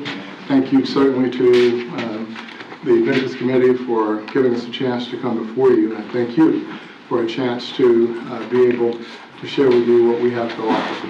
We understand what's at stake. We understand that this is an amazing school system, a premier educational institution, A+, congratulations on that, and that quite frankly, there are things that you believe that you want to make certain that's absolutely there for the families, the communities, certainly employees, and of course the leadership that you're bringing to this particular community. First of all, from a family standpoint, we'll share with you that we're a company that's purpose-driven. And like you, we believe in families. We have quite a few of our employees who live right here in Clay County. We have over 7,000 employees in North Florida, and over almost close to 600 of those employees live right here in Clay County, many of them with children that go to your schools. And then many of our employees, even though they may not live in Clay County today, many of them had the fortunate opportunity to get a great education right here in Clay County. So in many regards, you've helped to develop our company. And so we're that local company. We began right off of Riverside Avenue a little more than 80 years ago, and we've grown to be a very large company that's really focused on truly ensuring that everybody can have access to good health. So we focus on people and families and communities and making certain they have access to good health. We also are a company that focuses on values and creating a culture of excellence. And so we know that about you as well, as you have focused quite a bit on that in creating a culture of excellence right here for Clay County when it comes to schools, and you're intertwined quite a bit in the community itself and being able to make that happen. You know that families are the foundation for every child's education, and so we focus on families. We know that communities are important. We believe in giving to communities quite a bit. In fact, we give millions of dollars across the state when it comes to helping communities, whether it's scholarships, whether it's focusing on other things that are important to making certain children learn, food, security, you name it. And we give hundreds of thousands of dollars right here in Clay County. We're that company that's absolutely local. Our leadership is local. We're not just here for the moment. I can tell you, you'll have access to your county executive, but also the person who will be supporting him lives right here in Clay County. So we are your local company committed to developing and demonstrating excellence in every part of the work. So what you'll hear in the next few slides is how we believe that we have the experience to really do the work. We've been doing it for a long time. We have the expertise to do it. We handle many large customers, making certain that we're delivering. And also we're engaged. We don't just measure satisfaction for our employees. We truly measure engagement. Are they really, feeling as though they're committed and a part of the overall excellence for our company? And when we feel that we can do that, our employees are able to do that for you. They're empowered to absolutely deliver the very best. So we think over the next few slides, you'll get a chance to see exactly what that looks like, and we hope that we can be able to indeed be able to show you that we put a really good product on the table. Thank you. Thank you, Darnell, and good morning again, everybody. My name is Andy Carroll. I've been with Florida Blue for 25 years, this past February, and I focus on the public sector. And so basically Northeast Florida, this is where I focus, and all I work on is public sector business. And so everything shaded in blue are customers of ours. This one particular is looking at school boards. But I'd also expand on that we also have the county governments, City of Jacksonville, police and fire, really any municipality in Northeast Florida is a customer of ours and a part of the Florida Blue family. As you can see, there is a big white area there for Clay Schools. We'd love to have you part of the family. Your friends down the street at the county are a customer of ours as well, and have had them for a very, very long time. So just wanted to kind of illustrate this, that you would be in very good company should you and should we be so fortunate to have your business. Really, this is the bottom line, which is the bottom line, okay? So through this process and working with your broker partner, the Bailey Group, we went through a very extensive evaluation, or they went through a very extensive evaluation of your claims costs, your fixed costs, basically your overall program. What's Clay Schools spending on your medical insurance for your employees, and how would that look with your incumbent? How would that look with all the other carriers in the marketplace? So through that evaluation, and I was sitting over there during the evaluation meeting, it reflected that Clay Schools spending a little over $20 million in overall medical, right, and to run this program. Significant amount of money, probably your second line item behind your payroll, okay? So of that, let's just say over $20 million, a little over $1 million, just a little over $1 million is going to be the fixed cost, meaning what you pay the carrier, whether it's your incumbent or us, what you pay the carrier to service the account. So a little over 20 million total cost, fixed cost a little over $1 million. So I'll come back to that, but that's why I'm hammering that so hard, is because really where the dollars are is what you pay for claims, because you're self-funded. As you know, when your members go to a provider, claims happen, y'all pay those claims, okay? So with Florida Blue, you will have a significant network discount advantage over your incumbent and any of the other carriers in the market. What does that really mean? I'm not a math major, but you inverse this. So if I'm looking at every dollar billed, you'll be paying 28 cents on that dollar. That's exactly what that means, okay?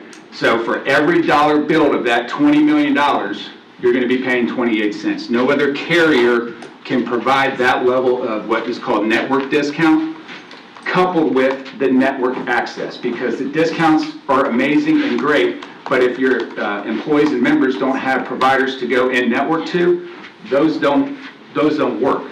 Our network access is the largest in the area, largest in the country. And there is a reason, going back to the prior slide, why all of those customers are blue. and with the Florida Blue family. And without the access and without the network discounts, we would not be so fortunate enough to be able to have that map so blue. So we are very proud of that. But again, that is the bottom line. That's the most important thing that I'd like you all to focus on. The other things, and which basically equates to $3.4 million in savings. That's a combination of a little bit of the fixed costs and some of the credits that we're providing, but really the strength of the network discounts. It's a very large number. So large that our competition, your incumbent, could provide their services for free. Okay, which they're not. They're a for-profit company, but they could provide those for free, and we're still going to be a couple $1 million better than them because the dollars are in the claims cost. We did hit on access to care. I wanted to put these numbers up for you just so you can see graphically. Again, I want to reaffirm, though, that all of the customers that we have in Northeast Florida would not be with us if they didn't have access to quality providers. So this reflects the numbers. But what's most important here is we have all of the hospital systems in the area, including UF Health, Chance, which our incumbent, or the incumbent, does not. So that's significant because if you need that facility or want that facility, it'll be in network with Florida Blue. And I'm going to hand it back over to Darnell just to close this up, because I know we had a very brief moment to share time with you this morning, and then we'll have time to answer any questions. Thank you. All right. So once again, guys, you're seeing the fact that we are able to take care of your employees. We have great trust in the community. When you see the things that we can bring in the way of the savings, the truth of the matter is that we have trust with those hospitals. We have trust with those physicians. That's why we're able to give you the savings that we can pass on to you. But we built that through partnerships and certainly by building trust. They know that we will pay. We pay timely, we pay accurately, we make certain that we do right by your dollars, your money, to ensure that we're delivering what's best. We will be great supporters of your HR team. You'll have access to people to come out as needed. If there's something that's important to your community, to your organization, to your employee base, we'll be able to sit down with you, understand how to be able to provide those services and give them the absolute best care. We're extremely flexible in being able to bring the best outcome for your employees and certainly their families. And then, of course, we talked about the network savings. We hope more than anything that you had an opportunity to really see that we have experience. I talked to you about 35 years of me being here, 25 of him being here. I was even at dinner last night with someone with 40 years. Our company's only 80 years old, so I found the 40 years a little bit much for me. But I would tell you, we have so many employees with experience, but not just the experience, expertise. We truly focus on making certain our employees are excellent at what they do. We train and we train and we train again because we want to make certain we're doing it right. We're committed to excellence. But just like you, a culture of excellence. And I think that's what you absolutely get when you get with us. And we will be engaged. With that, we are truly here for you. Our employees, as I said, you'll see them throughout the community. They're a part of this community. We're a part of this community, and we're hopeful that we've done enough today to be able to hopefully win your business. I'd like to stop now and see if you have any questions. I have one. When we're talking about savings and we're talking about for our employees, go back to this, how is this going with you all? Is this going to save in the pockets of our teachers as well and our support staff? Because I think that's not one of our biggest complaints is they're going out into the money market, if you will, and getting insurance, especially when it's like one or two of them versus, I know they pay for a whole family, how that works, but how is this going to look on the teachers' Great question, and thank you for asking it. The answer to the question is absolutely. So if you remember the analogy I said is for every dollar billed, the district will pay 28 cents on that dollar. So those savings travel down to the members as well. So it really depends on the cost share, but if you have a deductible and co-insurance plan, so if the charge is $100 and I'm paying, the district's paying 80% of that $100, and the member's only going to be paying 20% of that, it's paying off of a lower number. So yes, the savings will not only go to the district, but they will also trickle down to the member as well by having a lower, what's called an allowed amount. And I also wanted, and I neglected to say, this is year one savings, okay? So that number expands over the life of the 5-year agreement. So, that's what we're talking about here is a 5-year agreement. So, year one is awesome. Don't get me wrong, it's a lot of money, but, looking at a 5-year, it's a significant savings. Yes, ma'am. I imagine you guys compare the service we have right now with the ones that you're trying to offer to us. In that comparison, we have more access to hospital with you guys, savings at the same, compared with same type of service. We have the advantage of having savings and more access to hospital, more doctors. I agree with you. We believe so. Yeah, and I then go back to the blue shaded map. We, again, wouldn't be fortunate enough to have all those customers as part of our family if we weren't, doing what we say we're going to do here. So if we will get more for the money, and that's what I'm talking about, we get more for what we're paying for, and we save it at the same time. And we'll just underscore the fact that every one of the hospitals are in our network. So then those savings, it's in our, so it's our insurance committee that makes a decision on how we are going to give these savings to our teachers? Like, how does that work? They're saying we can save. How does that actually work at the district But level? he's also saying that it trickles down to the employee too naturally, just by the structure. Yeah, but we keep the same thing we have now, and then in itself, that's how it trickles down? It will, yeah, bill. but we can make changes I'm based asking on the who- savings that we have. You're going to get an analysis at the end after you've heard both from the TPA, who's going to be able to explain some of those a little bit better than just him. He can only talk about his. But essentially what they're saying through their individual pocket and their bill when they go to their doctor's office or their hospital. Who or makes whatever, sure that they- happens, Ms. Skipper? Who makes sure that happens, that the savings go to the teachers? So when you go to the doctor, right? Yeah, I As get long that as part. they're in the Florida Blue Network. Yes. We're going to realize a 72% discount. Okay. So it happens at that level? So it happens at that level, which means the portion of the bill, correct me if I'm explaining this incorrectly, but the portion of the bill that we're responsible for, the overall bill is less. So it's less for us and it's immediately less for what the teachers have to pay out. So I now, guess if my we question wanted, now if You we're can make a plan based on what you guys decide. I mean, if in the bottom line, you want to lower your deductible, whatever that plan cost is going to be reflected in that. So you can, if there's that much savings, you could do a lot of things to either enrich your plan or to save on both ends. There's a lot of things you can do, but he's not going to be able to probably answer that. No, I understand that. What I'm asking is where in here does it happen? Right, so it's going to happen throughout the whole process, and when you It's go not to just pay one your place. bill as a teacher, because of the overall savings on top and the coverage, it's saving you.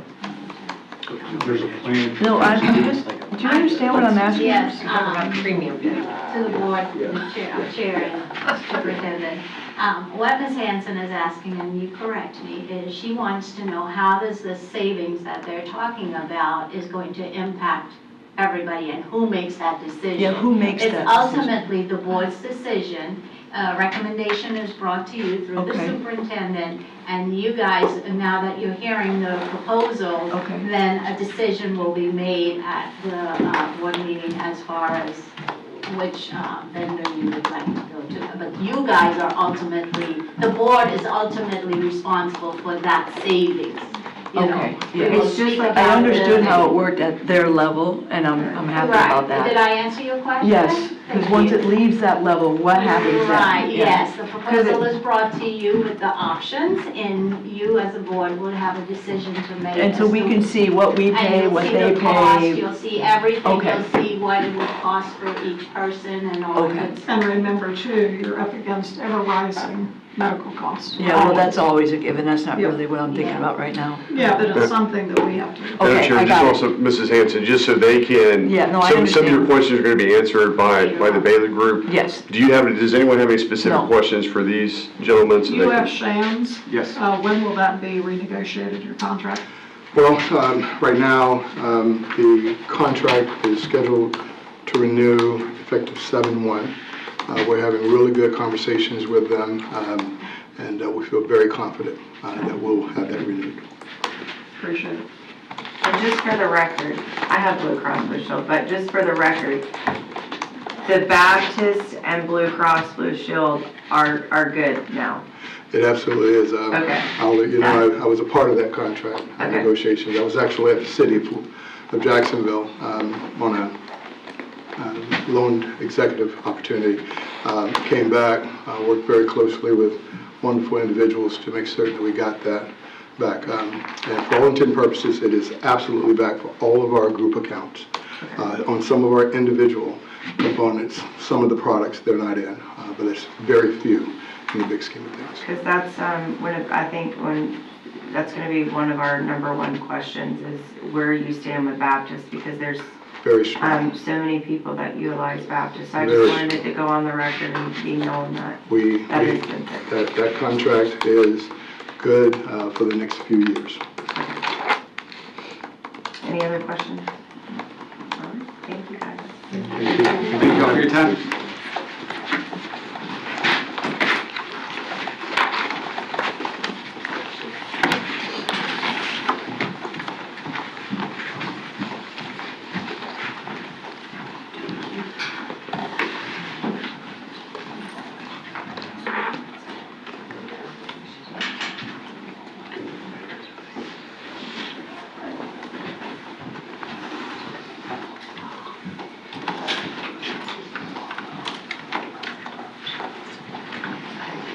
I'm ready.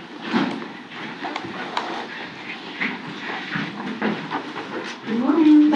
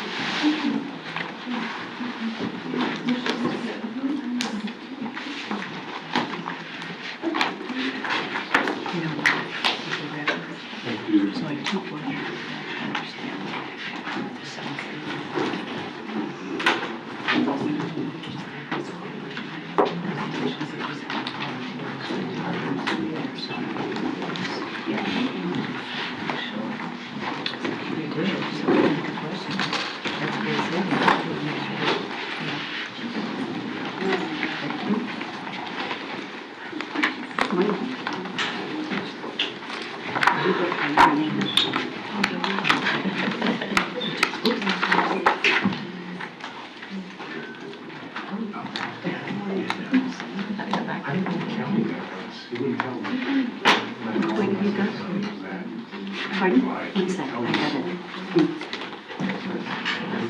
There we go. Okay, then I get that, yes. Oh, can you take this one? There we go.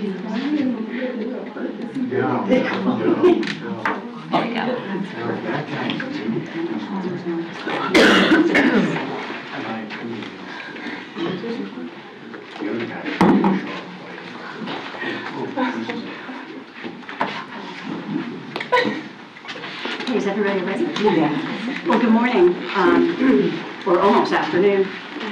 Thank you for taking the time to meet with us. I'm Mary Ellen Goodwin. I'm the VP of Sales and Account Management for Central North Florida, which is Orlando up through Jacksonville, Gainesville. And I've been with United for a little over 22 years in the industry. I don't want to tell you how long, because it beats the 40 years that someone else was talking about. I started as a very young child. But I just wanted to talk a little bit. We did a full presentation about a week ago or 2 weeks ago for the committee, and we do have copies of those in case you would like to take a look at them. But for the 15 minutes that we have today, we consolidated that quite a bit. So just wanted to talk to you about,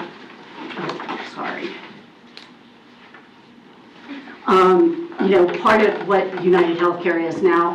I know that we have had the pleasure of working with you for a little over 8 years, almost 9 years. And so most of you know United Healthcare, you've experienced it, you've worked with us on things, but just wanted to talk to you a little bit about Inspiring Health over the last 8 years. Your trend over the last 5 years has averaged 1.9% compared to what the industry, school districts typically see of 4%. And I think what's something that's really important to note on that is that last year you had a lot of catastrophic claims, so your trend was high. But even with that, if you average it out over the last 5 years, it's 1.9%, which is really, really tremendous. From a member satisfaction perspective, we do surveys, and we have a 90% member satisfaction with the Clay County school members, which is very very good, and we're very proud of that. 88% of the households have interacted with UHC in some way, shape, or form. What I'm really proud of is we have a program that's unique to United Healthcare, and it's Special Needs Initiative. And what that is for people who have either a child with special needs or an adult with special needs. Trying to navigate the healthcare system is really difficult.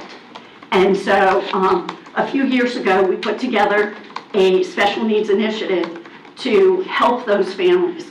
So not only do you have the person who has the special needs, do we work with them, but we work with the whole family, because we understand that when someone has special needs, it's not just affecting that child or that adult, it's affecting the whole family. So we work with them. And for Clay County, when we did the health plan review a couple weeks ago, maybe a month ago, we had 35 family members that were engaged with special needs. We now are up to 38. So it's something that is unique to United Healthcare, and I think is really a huge benefit for people who do have those types of needs. And then our clinical team has worked and targeted 87% of the folks who would actually be eligible for that. So those are some pretty impressive to me statistics.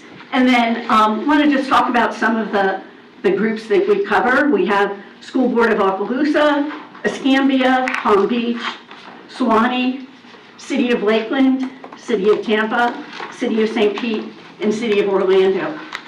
And another thing, I know that it was mentioned, and it's kind of the elephant in the room, right?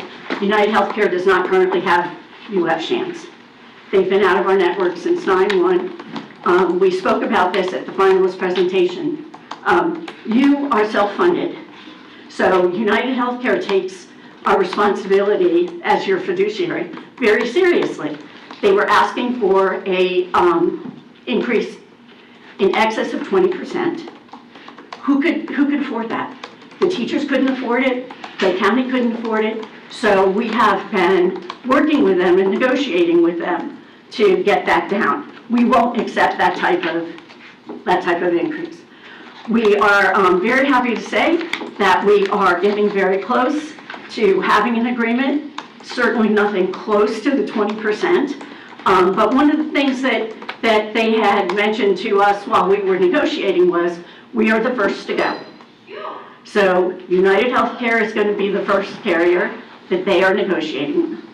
They're going to negotiate with the other carriers after they complete ours. And then another thing, I didn't put it on the list of current relationships, but Baptist Health has given United Healthcare the responsibility of handling their own benefit plan. So we handle and provide benefits to all of the employees and their families for Baptist Health.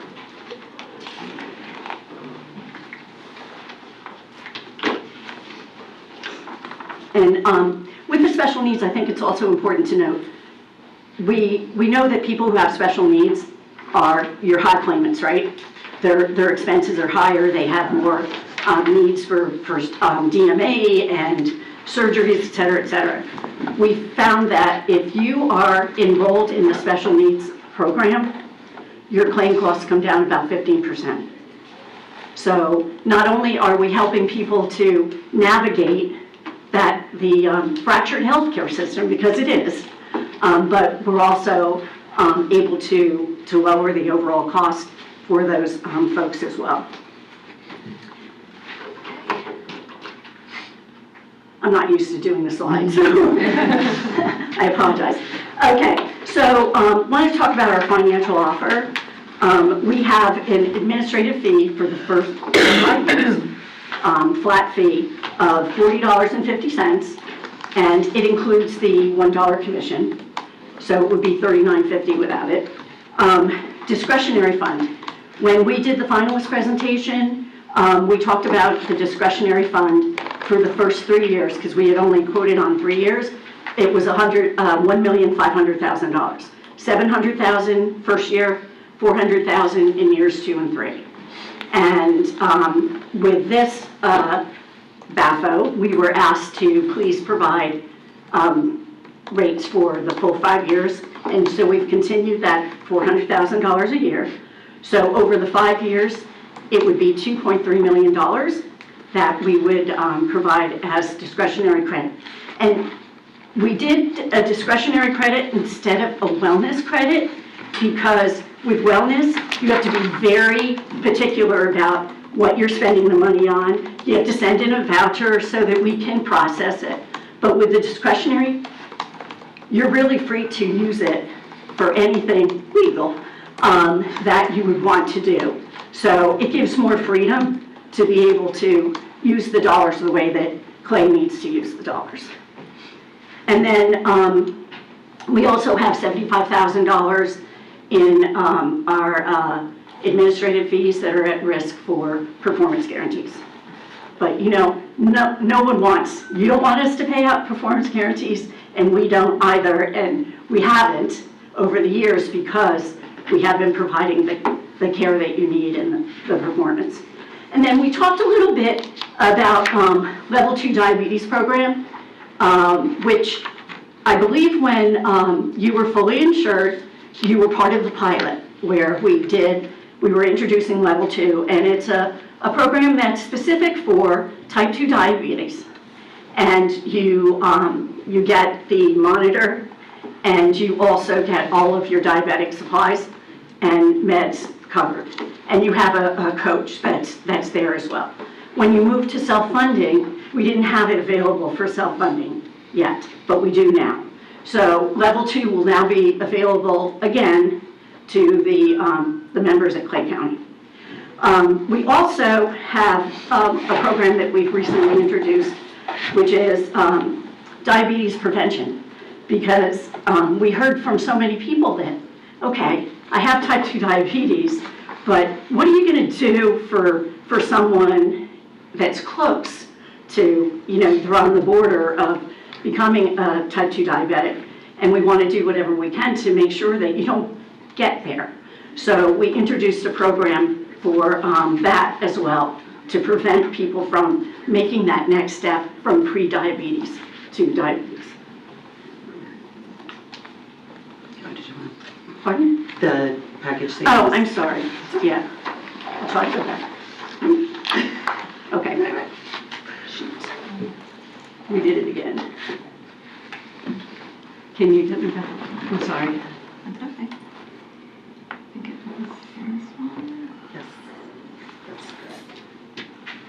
I do not get a good grade for maneuvering this. I'm really sorry.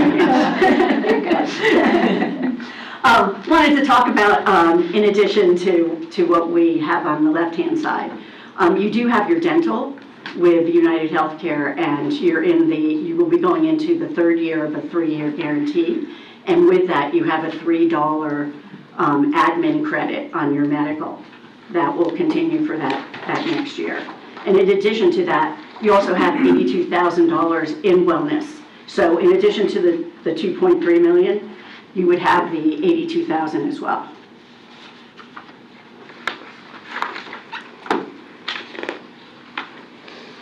Okay, we also have a network savings guarantee, and we know that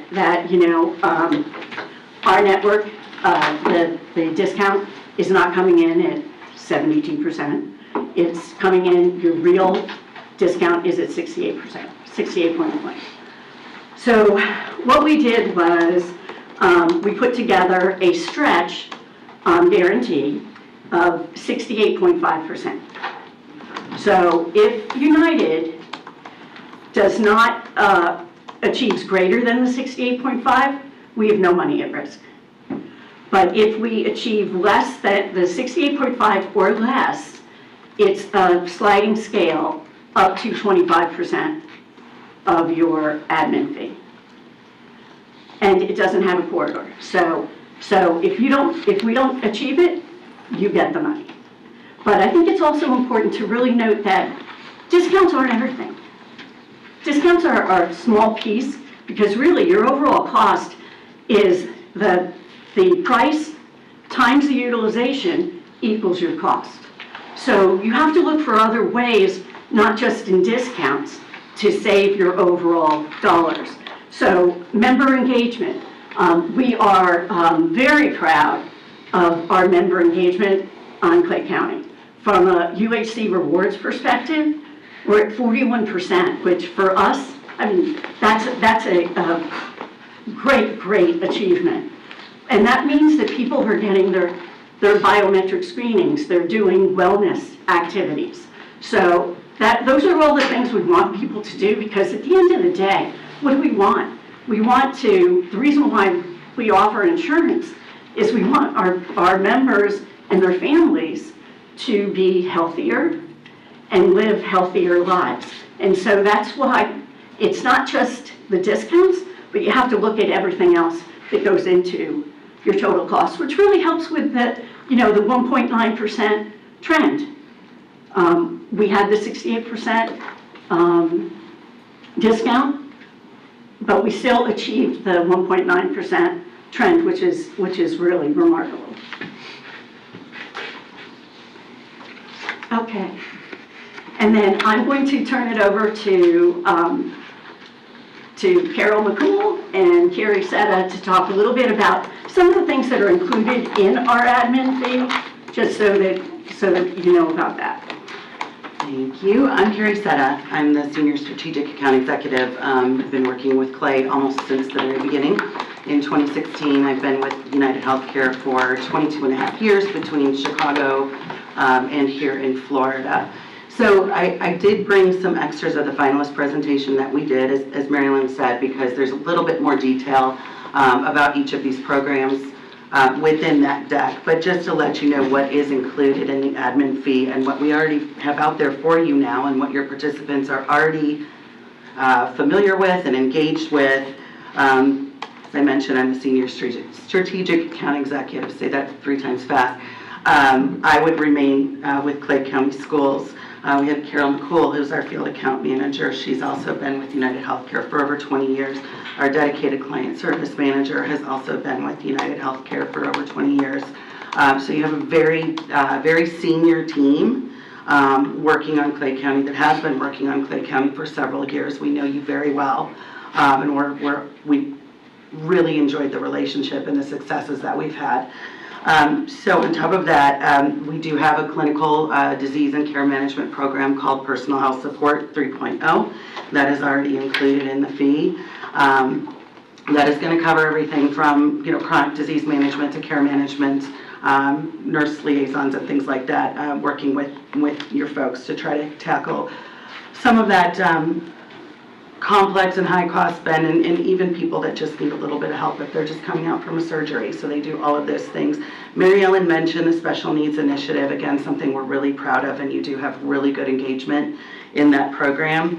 Our HSA administration, because you do have an HSA plan, and should you choose to keep it with UHC, your HSA goes through Optum Bank. We do not charge an extra admin fee to manage those HSAs.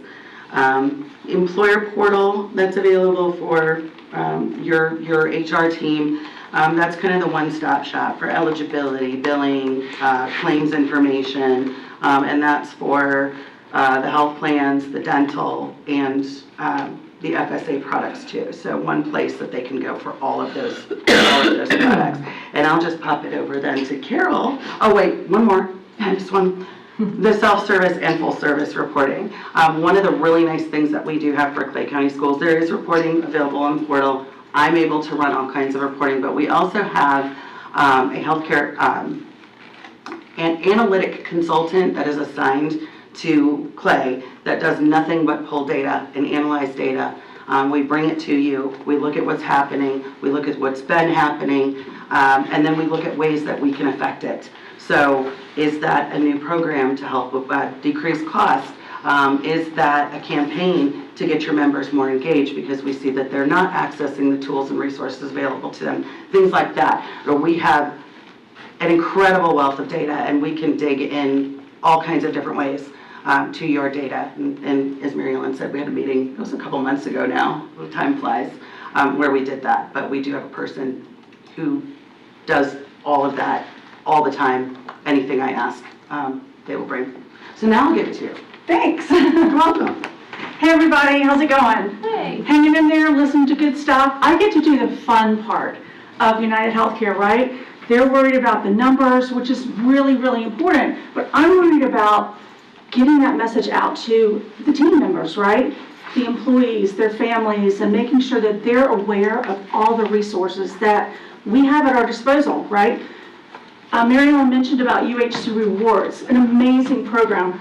To date, so since 10/1 to now, we've had 41% of the population has participated in that, about 57,000 activities.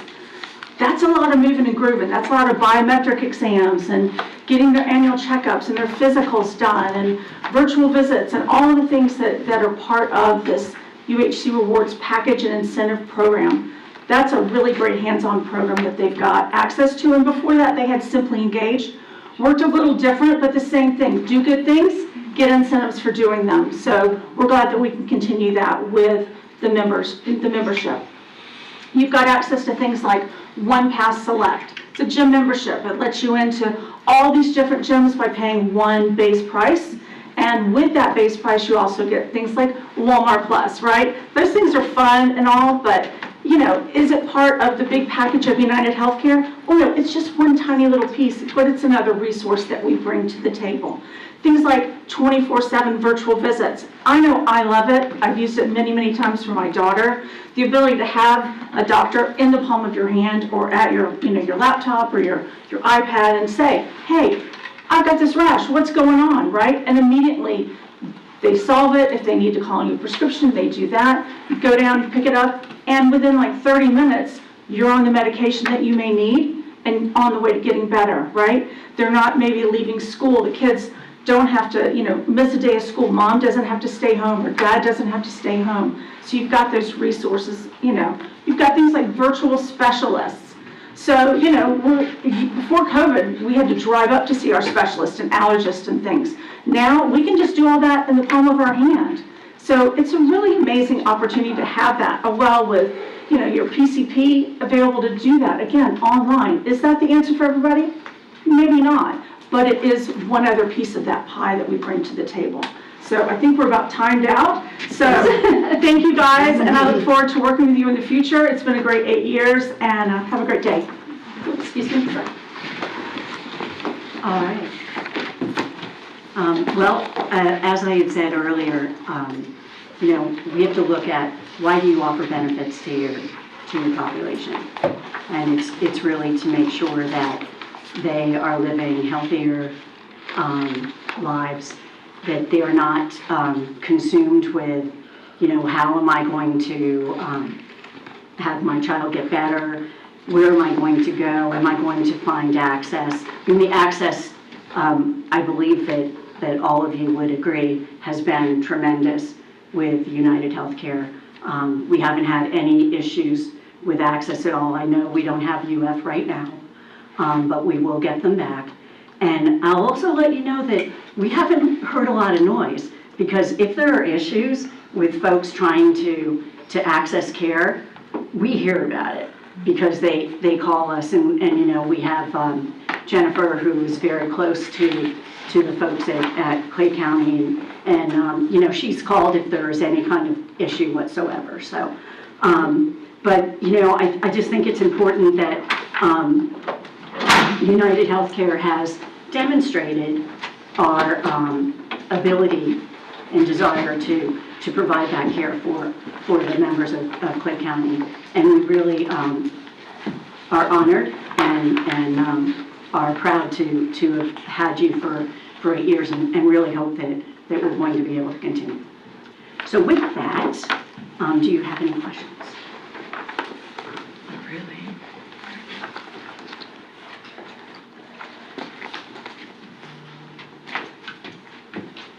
Can I have a copy of the full Absolutely. report? Yes, I'll bring it to all of you, if you'd like. So hopefully you don't have any questions, because we covered everything. But thank you for your time. Thank you. Yeah. Thank you, everybody. Thank you so much. Thank you.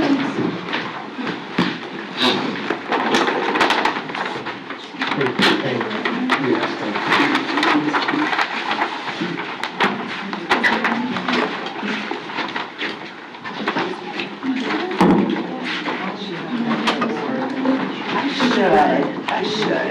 Oh, no, I just wanted to next one. Okay, thank you.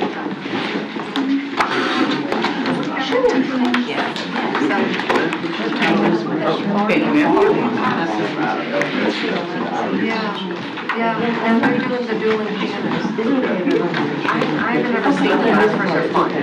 No, you're fine. Yeah, and just get mine one of their fighting. I need a choice. My own. Oh, how are you?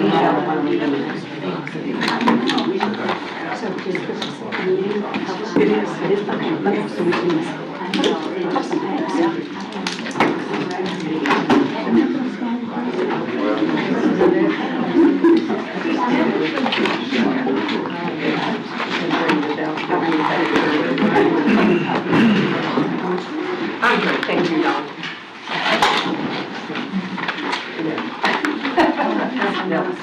I do, but I'll take it. No, here you go.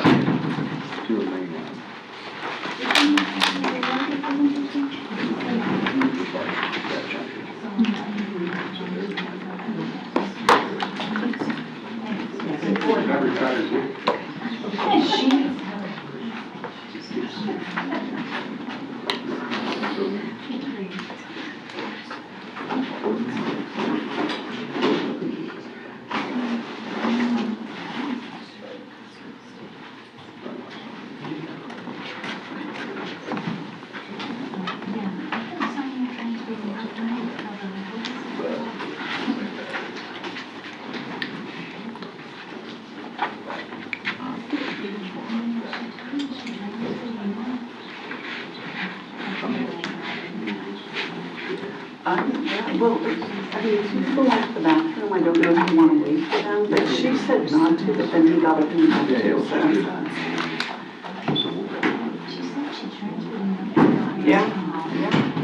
Yeah, she's worked with on the. Yes. No, they won't be voting. This is just discussion. Yes. Yes.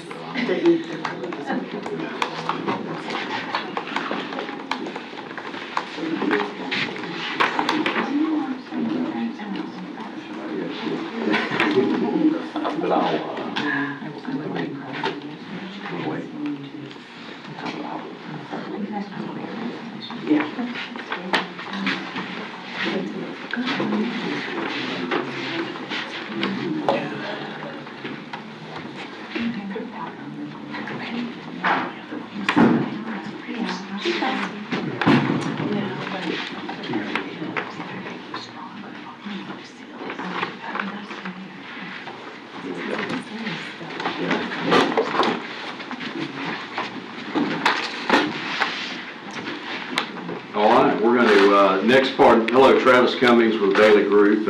Proud to continue to work many years, and obviously from our school board members, Ms. Hanson and Mr. Alvarez, maybe your first interaction with us, because we've worked with you not only for several years, but I believe neither whether you were on the board when we've had to either make formal presentations. Obviously, the insurance committee knows us well, and your team here and so forth. So thanks for allowing us to be here. Hannah Carter, as you'll see if you don't already know and have heard from the team, is brains behind the operation and then clearly is involved on a day-to-day basis. We have multiple team members that touch your account over the years, and so but Hannah's really the quarterback, and I know does a wonderful job. And so we were asked with various proposals to kind of put it not only in our format, it'll speak particularly to, I think, Ms. Hanson's earlier inquiries in the discussion here today. Then obviously we're available for any subsequent discussions. We'll talk a little bit about the funding rates and how they're evolving with our actuaries each year. And I'll go ahead and cover that real quick, Ms. Hanson, is that being agnostic to a carrier, no matter who your carrier is, each year from the insurance committee level, we have actuaries that develop funding rates. So even though you're self-funded, there's a premium that's introduced. It's called a fully insured equivalency rate, but essentially you look at your claims, you look at your fixed costs, you look at your stop-loss insurance, otherwise known as reinsurance. That is backed into a premium. They look at medical trend or medical inflation, the actuaries, and have a recommended funding rate to, in this case, the school district. From there, the premiums or the contributions are built based on what the school district currently contributes and based on what the remaining amount would be the employee. And obviously, they can be in different tiers with dependents and so forth. Clearly, you'll have collective bargaining that takes place, through the year, so that dictates some of it, right, for those particular employees that are impacted. And then the result is a recommendation to the school board, which essentially, as y'all know, you're the policymakers. You have to make these decisions. A lot of them are tough decisions, whether it be for your respective TPA or your insurance carrier, or be what plans you offer and at what cost to the employee. Y'all made tremendous strides over the years, starting with Mr. Broski's predecessor, Addison Davis, and obviously Mr. Broski and his team, but largely is he would say, as well as Addison Davis, to the school board members themselves. Some were your predecessors, some were those in the room, that, your plan from a benchmark standpoint, when you looked around the district, we're fortunate, or the region, we're fortunate to represent really about every school district in the region, from Alachua to St. Johns County to Baker to Bradford to Nassau. I think Duval is the only one we do not represent. So we're able to really look at both private schools, public schools, and so forth. And y'all were just not competitive, quite frankly, right? And it wasn't a lack of not wanting to be. It was really a funding initiative. And so obviously Dr. Legutko worked closely with the superintendent and the school board members and really chipped away at that, as we know. It was interesting as you became more credible, and I know your incumbent United would speak to this. You were fully insured back then. You had a lot of risk of people that were on the plan because they had health issues. A lot of people that was mentioned earlier, I know Ms. Skipper, your chair, had mentioned a lot of your children and your single adults would go on, particularly children, would go on kid care. And so, that changed a lot when you became more competitive, and now we feel very good about it. And actually, it helped your claims utilization, because United can speak to, it was over 100% loss ratio many times, and they worked in a very significant way with us to try to mitigate that. We ended up getting loss ratios down in the 70s and 80s, which is obviously more tolerable. But as was mentioned earlier, costs continue to go up. You have a lot of GLP drugs, obviously, that have hit the market. You have a lot of specialty drugs, and while we try to manage that in a great way with your pharmacy spend, this is still something that has to be looked at. Y'all been with obviously your current, I'm going to call it TPA, from a medical standpoint with United, as mentioned, for 8 years. Obviously, at the district's direction, and it was time and required to do so anyway. We went to market. Very comprehensive analysis has taken place, that a lot to discuss here in a short time, but your insurance committee did a great job over time looking at the various proposals and multiple meetings. You had Cigna and Aetna that were also very respectful bidders, and now you're obviously down to medical carriers that you'll weigh in and consider today on various factors. You'll see, I think, in the scoring here that Hannah will go over, will be the notice that was posted as it relates to the scoring that took place in both the first phase, and then once the finalists or the bidders went from 4 to 2, and you'll see the results there, as well as accumulation or tabulation of what we formed on the various components to allow y'all to make the best decision. It's my understanding in the workshop format, the board is to take a vote today, right? And hopefully the bidders understand that. You will at your subsequent school board meeting, and this is obviously where the bidding and due diligence takes place on your level. So thank you very much, and go ahead. And I said it'd be brief, but I think they know I'm not very brief. Thank you. Alrighty, so I'm just going to jump right in. I know that we don't want to be here all day. So this is the award that was posted last week.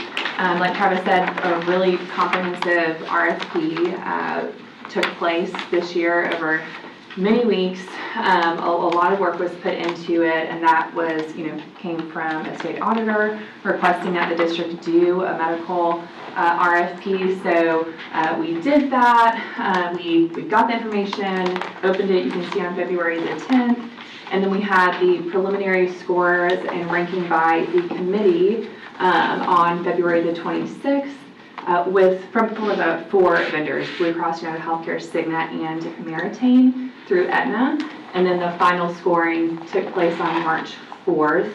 And from looking at the scoring and looking at the final presentations, the board decided to have the top 2 here, so we just spent our time doing that. And so for this very short presentation, we just have an analysis for the top 2 medical TPAs.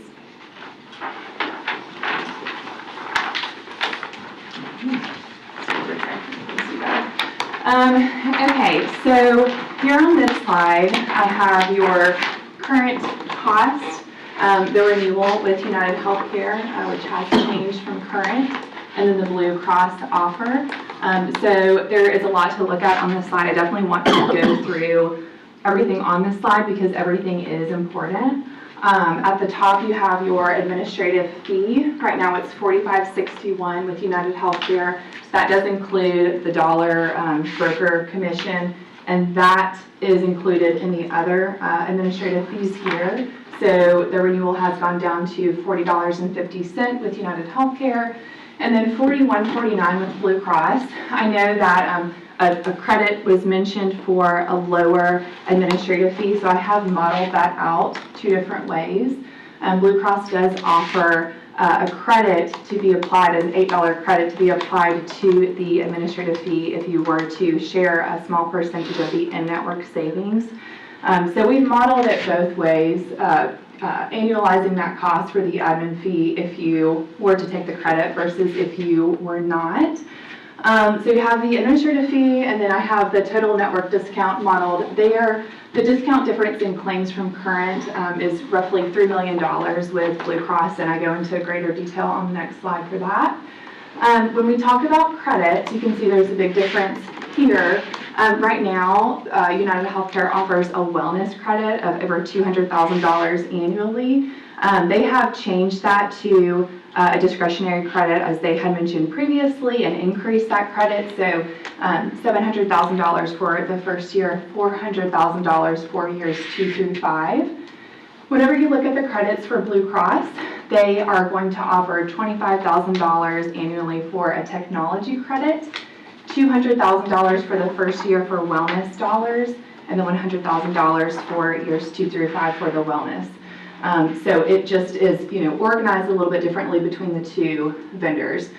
Rate guarantees are 5 years for both. I do want to mention in the footnotes, it is 40/50 for all 5 years with United Healthcare.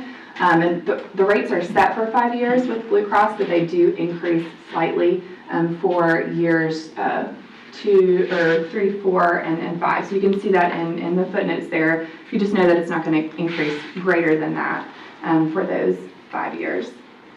An important thing to mention would be the cost of administrative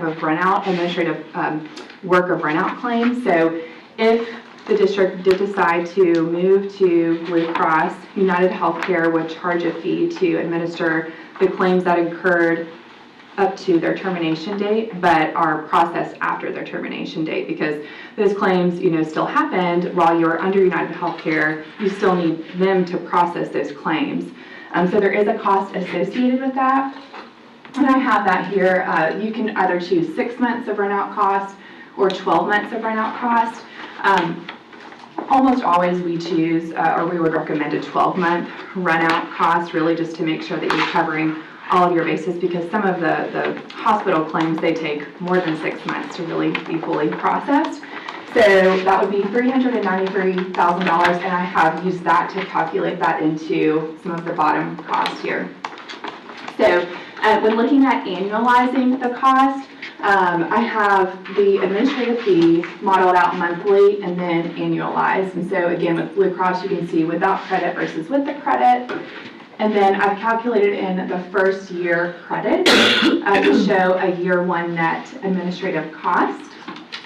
And then here, where you see the 20 million plus cost, this is for your claims repricing. That again, I have in another slide. But what we did was we took all of the claims that happened during the 2024 calendar year, so January 1st through December the 31st, and we repriced those claims based on the network discounts for all the other vendors other than your incumbent. So you can see that there's not a different repricing for United Healthcare because there would be no change there. But then there is that roughly $3 million difference in the repricing with the network discounts from Blue Cross. And then whenever you add those together, you have the year 1 medical claims and admin bundled cost down here at the bottom. And then I've modeled it out 2 different ways. Year 1, the bundled cost savings, and then years 2 through 5, since those credits are different for both vendors, past the first year. And then, looking at the footnotes, again, I just do want to mention commission is included in this. I've also included the pharmacy carve-out integration fee of $10,000 if you were to move to Blue Cross, because we now know that Express Scripts will continue to be your PBM, which is a carve-out pharmacy situation. I know that's a lot. Any questions before we kind of move on to another key piece? And you can imagine from the insurance committee standpoint, this is not only a lot of numbers, but a lot of components. And so we'll get to a premium page in a minute that staff had asked us to present. We kind of learned that from some questions coming out of the insurance committee. When you have buckets from the administration fee, you see the claims. Remember, this is just medical claims, right? And so from a pharmacy standpoint, not to get off track, this is important. We did a very comprehensive RFP. Express Scripts is who is your carved out pharmacy vendor. It was up for renewal, came in over $2 million savings from, I believe, where we're at today. And so that's very significant. And so I think you'll be happy with that on a separate item that'll be forwarded at a future school board agenda. Was very, very decisive.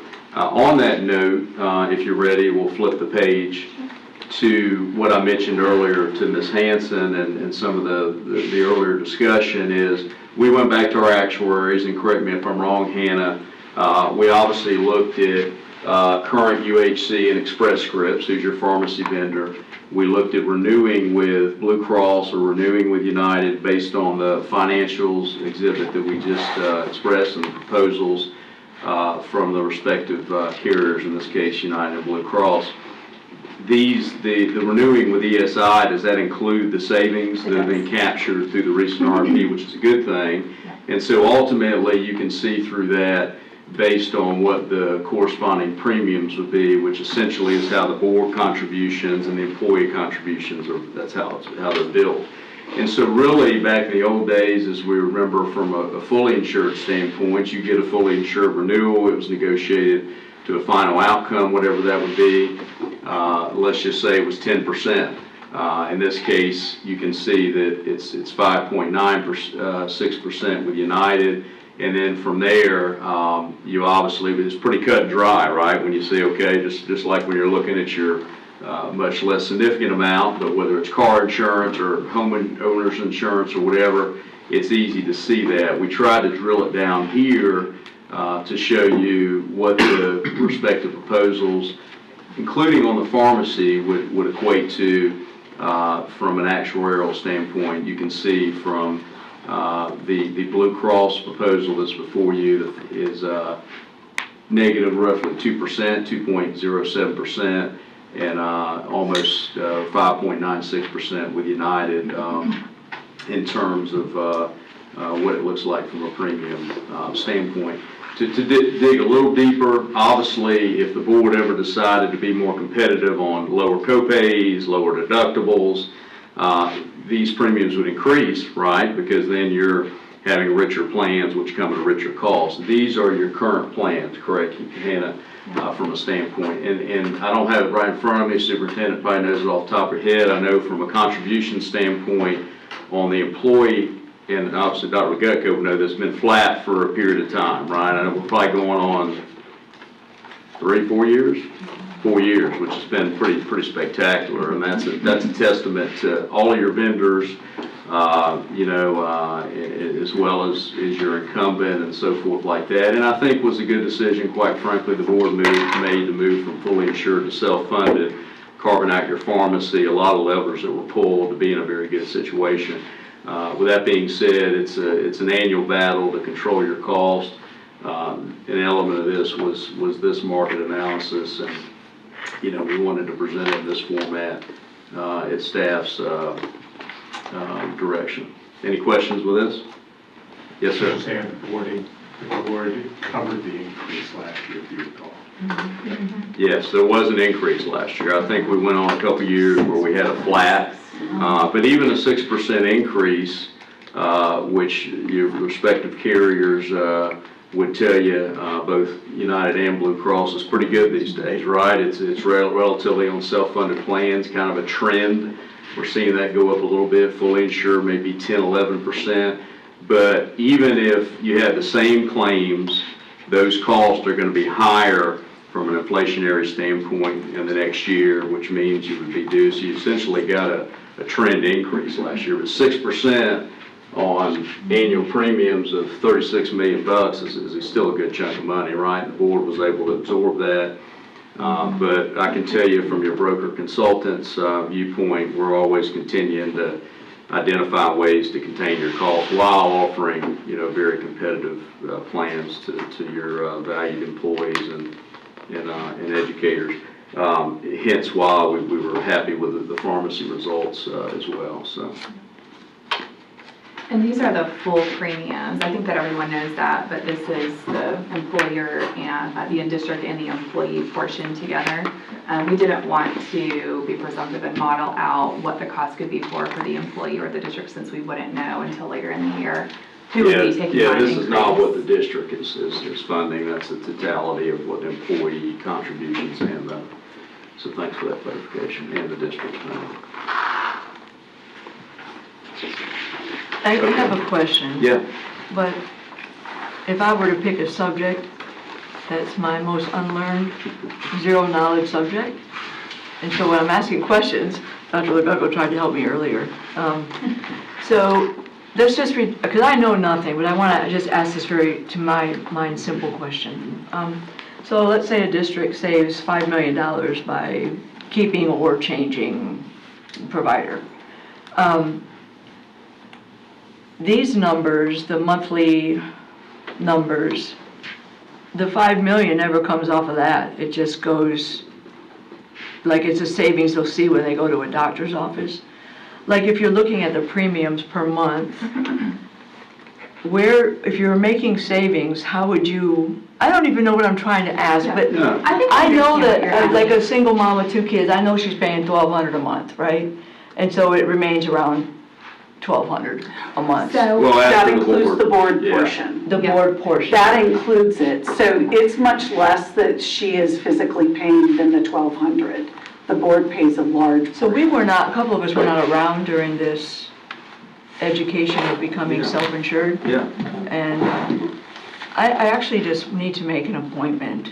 Because Yeah. it's hard to answer a constituent when they say this much comes out of my paycheck, I thought you saved money, why is it still this much? And I know it's not your job to educate me, but it would be a big help.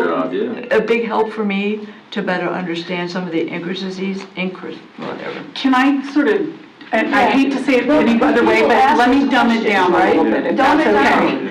So if you look at, I'm just gonna, if you look at where you were looking, where you saw the 1,200, right? Or 16 for a family. Right. And I'm just gonna make it round numbers, right? So if you're looking at the 1,200, 1,000 of it is the board, and 200 is the employee. That's not real. Let's just pretend for a second that that's what it is. So if right now the board continued paying, so if you're looking at the 1233 over here, right, the employee and children, if right now the board is paying 1,000, they're going to pay 1,000 across the board. So if you take 1,000 off of each of those lines, that's what the employee is still paying. So in the first one, they're paying 233.24. In the next columns, you're looking at the 1306, so they would pay 306, so it would go up. And then in the next one, it's actually coming down by about $20-something. So I process well. I totally get it now. Okay. Okay? I totally get it. And so what you're saying is the savings or not savings is going to come in the calculation of how much the board pays and then how much they pay. Like that percentage. Yeah. Okay. Yeah, and then there's the background stuff also that's a savings that you're not seeing on this board. No, I get it now. That was my question. I was trying to figure out, like, what's the whole point of savings if they would see a savings. You don't see the savings. They would see it. All right. I appreciate it. And I think with the superintendent and obviously the chair's direction of a future workshop, and look, it doesn't have to be 2 hours, but we could come in and we did this from the board when we went from fully insured to, I don't even know if, Ms. Gifford, you were on the board at the time, but Ms. Gilhousen was, I think Ms. Clark was, but we flipped it, and so you got 3 new board members, right? Yes. So we're glad to talk about the different buckets, but in simple terms, what makes up these rates are really your reinsurance costs, and obviously your administrative fees. We've talked about a lot in terms of the TPA, how they're paid to use their network, adjudicate claims, the service aspect and so forth, and then the claims, right? Which in this case, in here at least, these are both your pharmacy and your medical claims. So I'm looking at total. And those all produce a rate, and then basically, the rate that's today for employee children in this actuary analysis, obviously, due to the claims discounts, would be more with United than Blue Cross. In fairness to United, because we've heard a lot about savings today. We've heard, administrative credits. We've heard the administrative fee going on. They didn't go up on any of that. So it's not like they're going up 6%, Blue Cross is going down to, it's related to the claims utilization. Okay. So the way you're running right now, I don't know the data we use for claims, through what month? Through February for this. So pretty current, and so there's always a little lag. So through February, the way that the district is performing, you're going to get an increase, right? And United went down on their administrative fee, got very competitive from a credit standpoint to compete as it relates, in this case, to Blue Cross's claim discounts. And so it's not like they went up on the pricing, it was related to your claims utilization, which is baked into your rates, right? And so I just wanted to clarify that. But good questions, and we're glad, obviously, to provide the education moving forward that comes up. And all your questions, never feel like there is a one that is dumb, to say the least. It's and you're an educator, right, or former educator. So what my good teachers always say. We're good now. K-12, and hopefully it didn't. Y'all probably looking, God, this guy went K-12 in Clay County Schools, Orange Park High. But there's never a dumb question, and all of them are very sound that have been asked today, and that's what we're here for. So thank you. One more thing that I can add, which may be helpful, is, and Travis had already mentioned this a little bit, but whenever you were fully insured, United Healthcare or whoever the fully insured carrier was at the time provided you the premiums, and you just negotiated the premiums. And now that you're self-funded, our actuaries look at all of your past claims. They also calculate in trend, like what actually is the trend in this area, and some administrative costs, and they just want to make sure that you're funding the plan adequately to cover the claims, because they don't want you to go lopsided. So that's why they are, calculating the premiums, or the funding rates now, as we call them, just to make sure that you're funding the plan adequately, so there are not more claims than premium coming in from the employee and the contribution from the district. One more thing I want to point out is that they do not use the wellness credits or the discretionary credits to calculate in their funding rates. That's just not something that they typically do, so I did point that out there, that they didn't calculate these costs into kind of like the bottom line for the funding. Yeah, I think in closure, kind of on the self-funded piece, and particularly, each of you being elected, including the superintendent, have to answer to not only voters, constituents, teachers, support staff, is that when we made this move, I think that, there were probably certain folks that thought this would mean, hey, you're going self-funded, you're going to save a bunch of money, you can lower rates, improve benefits. And while, hey, it's incredible, the district has been able to sustain rates for 4 years. And if you look at other districts, and including, I think, your new CFO came from another district who has done a good job over the years, but I just happen to know now they're dealing with some increases, right? It's very cyclical and volatile. So to me, to be realistic, and when you're speaking to employees, when you're speaking to voters, hey, I'm here and I watched the board meeting, I saw these savings, I saw this, I saw our pharmacy went down. If anything, that helps really sustain your plans. Sustain you with maybe no increase, maybe a modest increase, maybe keep the benefits the same. Well, we're seeing a lot of public and private sector clients in our book of business. We have about over 300 employers in Northeast Florida. They're having to skinny up the benefits and go up on the cost, right? So it's a win to be able to try to maintain what you have. Now look, if there's ever an opportunity and the board wants to have richer benefits, lower costs, hey, we're here to do it all day long. But I think the more pragmatic approach when you're speaking to employees is, hey, we're trying to maintain in many ways. And whenever there is an opportunity to improve upon what we're providing, that you're going to do so. But it's been a good run to this point for sure. So. I don't think that we need to spend a lot of time on this slide, but it just breaks out the repricing of the claims from the 2024 calendar year, where we reprice the claims with the network discount from Florida Blue. Any questions on this slide before I move on? And then I have a very high-level provider comparison analysis. Definitely if there were to be a change, there would be disruption to the subscribers and their members. So you can see that we actually took a similar set, I believe it actually was the same set of 2024 claims, and looked at all the providers that were utilized.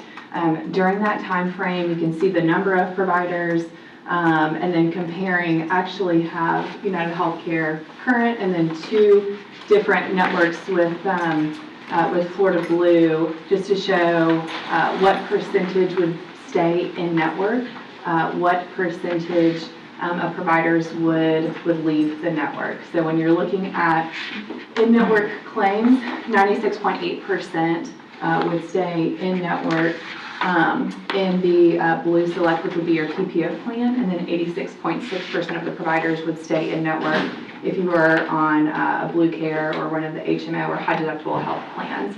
And that breaks down into some other numbers here. But do want to mention that there is disruption, whenever you are to make a change, and you can see high level percentage and number of providers here. Any questions there? Okay. And here are just some additional financials that I wanted to point out. As mentioned before, telehealth is included right now as a cost with United Healthcare.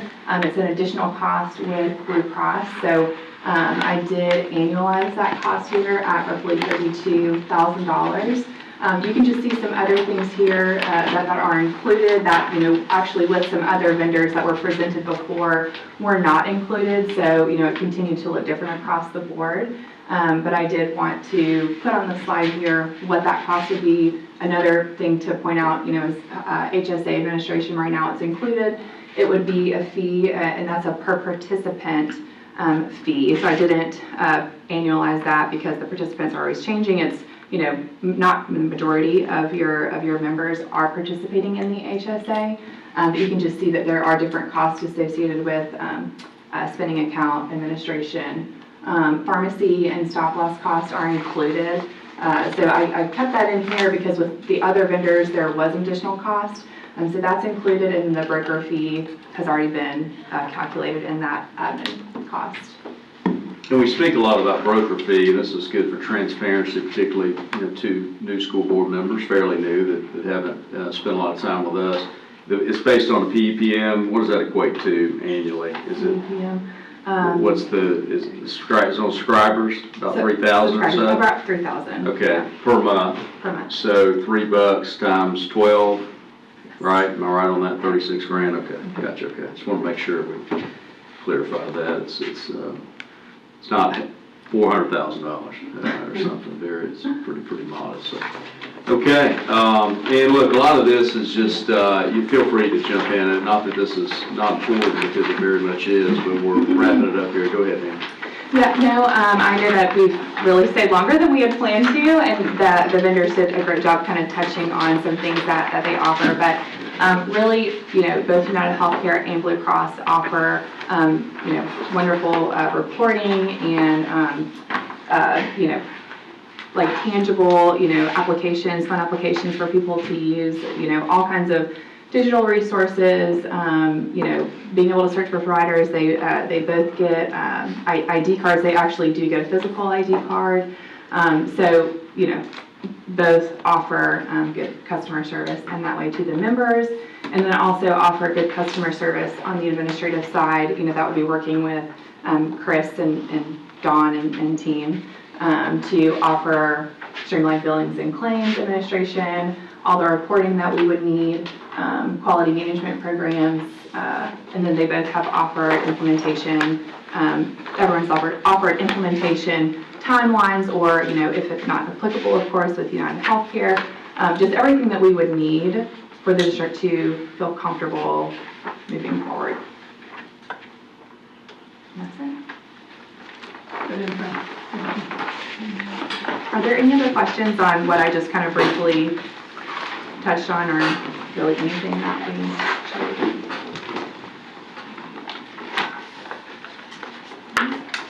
Thank you, guys. Great, absolutely. Thank you. Sorry to go a little longer, but a lot to mull over, so that's why y'all pay the big bucks. But thank y'all. We're obviously available, and obviously Chris and her team, and pleasure to serve y'all. Okay. So there's no questions from the audience? All right, school board attorney comments? I agree. No comments from the school board attorney. That's what I was looking for. All right, and let's do school board member That's why comments. this was important. Mr. Alvera? Ms. Hanson? Ms. Johnson? Clark? I was just gonna say, it's a pleasure being on the insurance committee. Staying in touch with everything that's going on. Anyway, thanks. All right, the only thing, Ms. Sonora, for Ms. Proctor? Do we want to do that or maybe think about it, send an email? We just need to schedule a time. She's reached out to her. She said Right. morning is best for her. She can do in person, she can do virtual. She said if we are doing virtual, we're likely to be able to include more people in that. It's only $100 more to do in person though, so it's really your preference. And she would like as many people as. Anyone, like I was very interested, Ms. Skipper said, yes, you can come. Yes.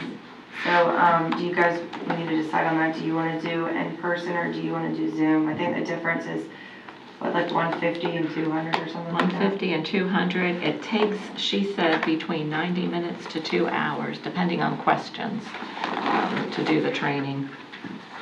Personally, I prefer in person, but I don't mind offering it remotely, like if there are people who want to participate but can't attend. Can you do both? I don't know. I mean, I feel like if she comes in person, we can somehow technologically include others.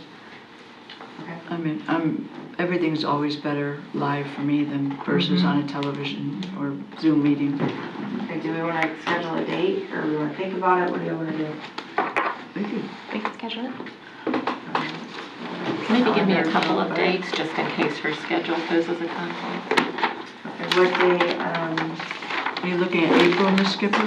yes, we'll be in April. What times are best for you? If she wants mornings, I can do mornings.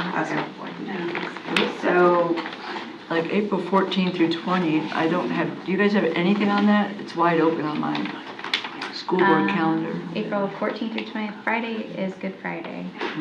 That Right. would be school. But prior to that? 14th is the best day? Okay. What about for you, 14th? We say 9 a.m.? You said April 14th? Okay for you? No? It is okay from later than 9 a.m., probably around 10. What about? Can we do, is 10 okay for everybody? 10 on the 14th? Okay, I'll reach out and make sure she's available. Did we want to go for a second date, just in case? I don't mind having a couple dates. Before I put it on my calendar, can you just confirm with her and send it to us, and then I'll put it on my calendar? Yes. You don't want What to about have the wrong date on here. The next- 16th? The 16th works for me. Okay. Those are the 2 dates. I guess that's important. Then we can go the next week. What about the 21st? You're good on the 21st? 21st? And we're doing later in the day? No, it's 9 a.m. That's not a, we have school next She week. requested mornings. I'll work the 21st. Okay. Let's see, I'm the just gonna- 22nd? 22nd is, We have a very long Oh, just kidding. long day on top. Yeah, can we just start with this date? And Sure, she can- and that's what let's say the Let's dates. just do that. Okay. 14th? I have no comments. 14th? Yeah, she's gonna confirm with her and then email us if it's a for sure thing, because I didn't fit in my calendar yet either. All right, this meeting is adjourned.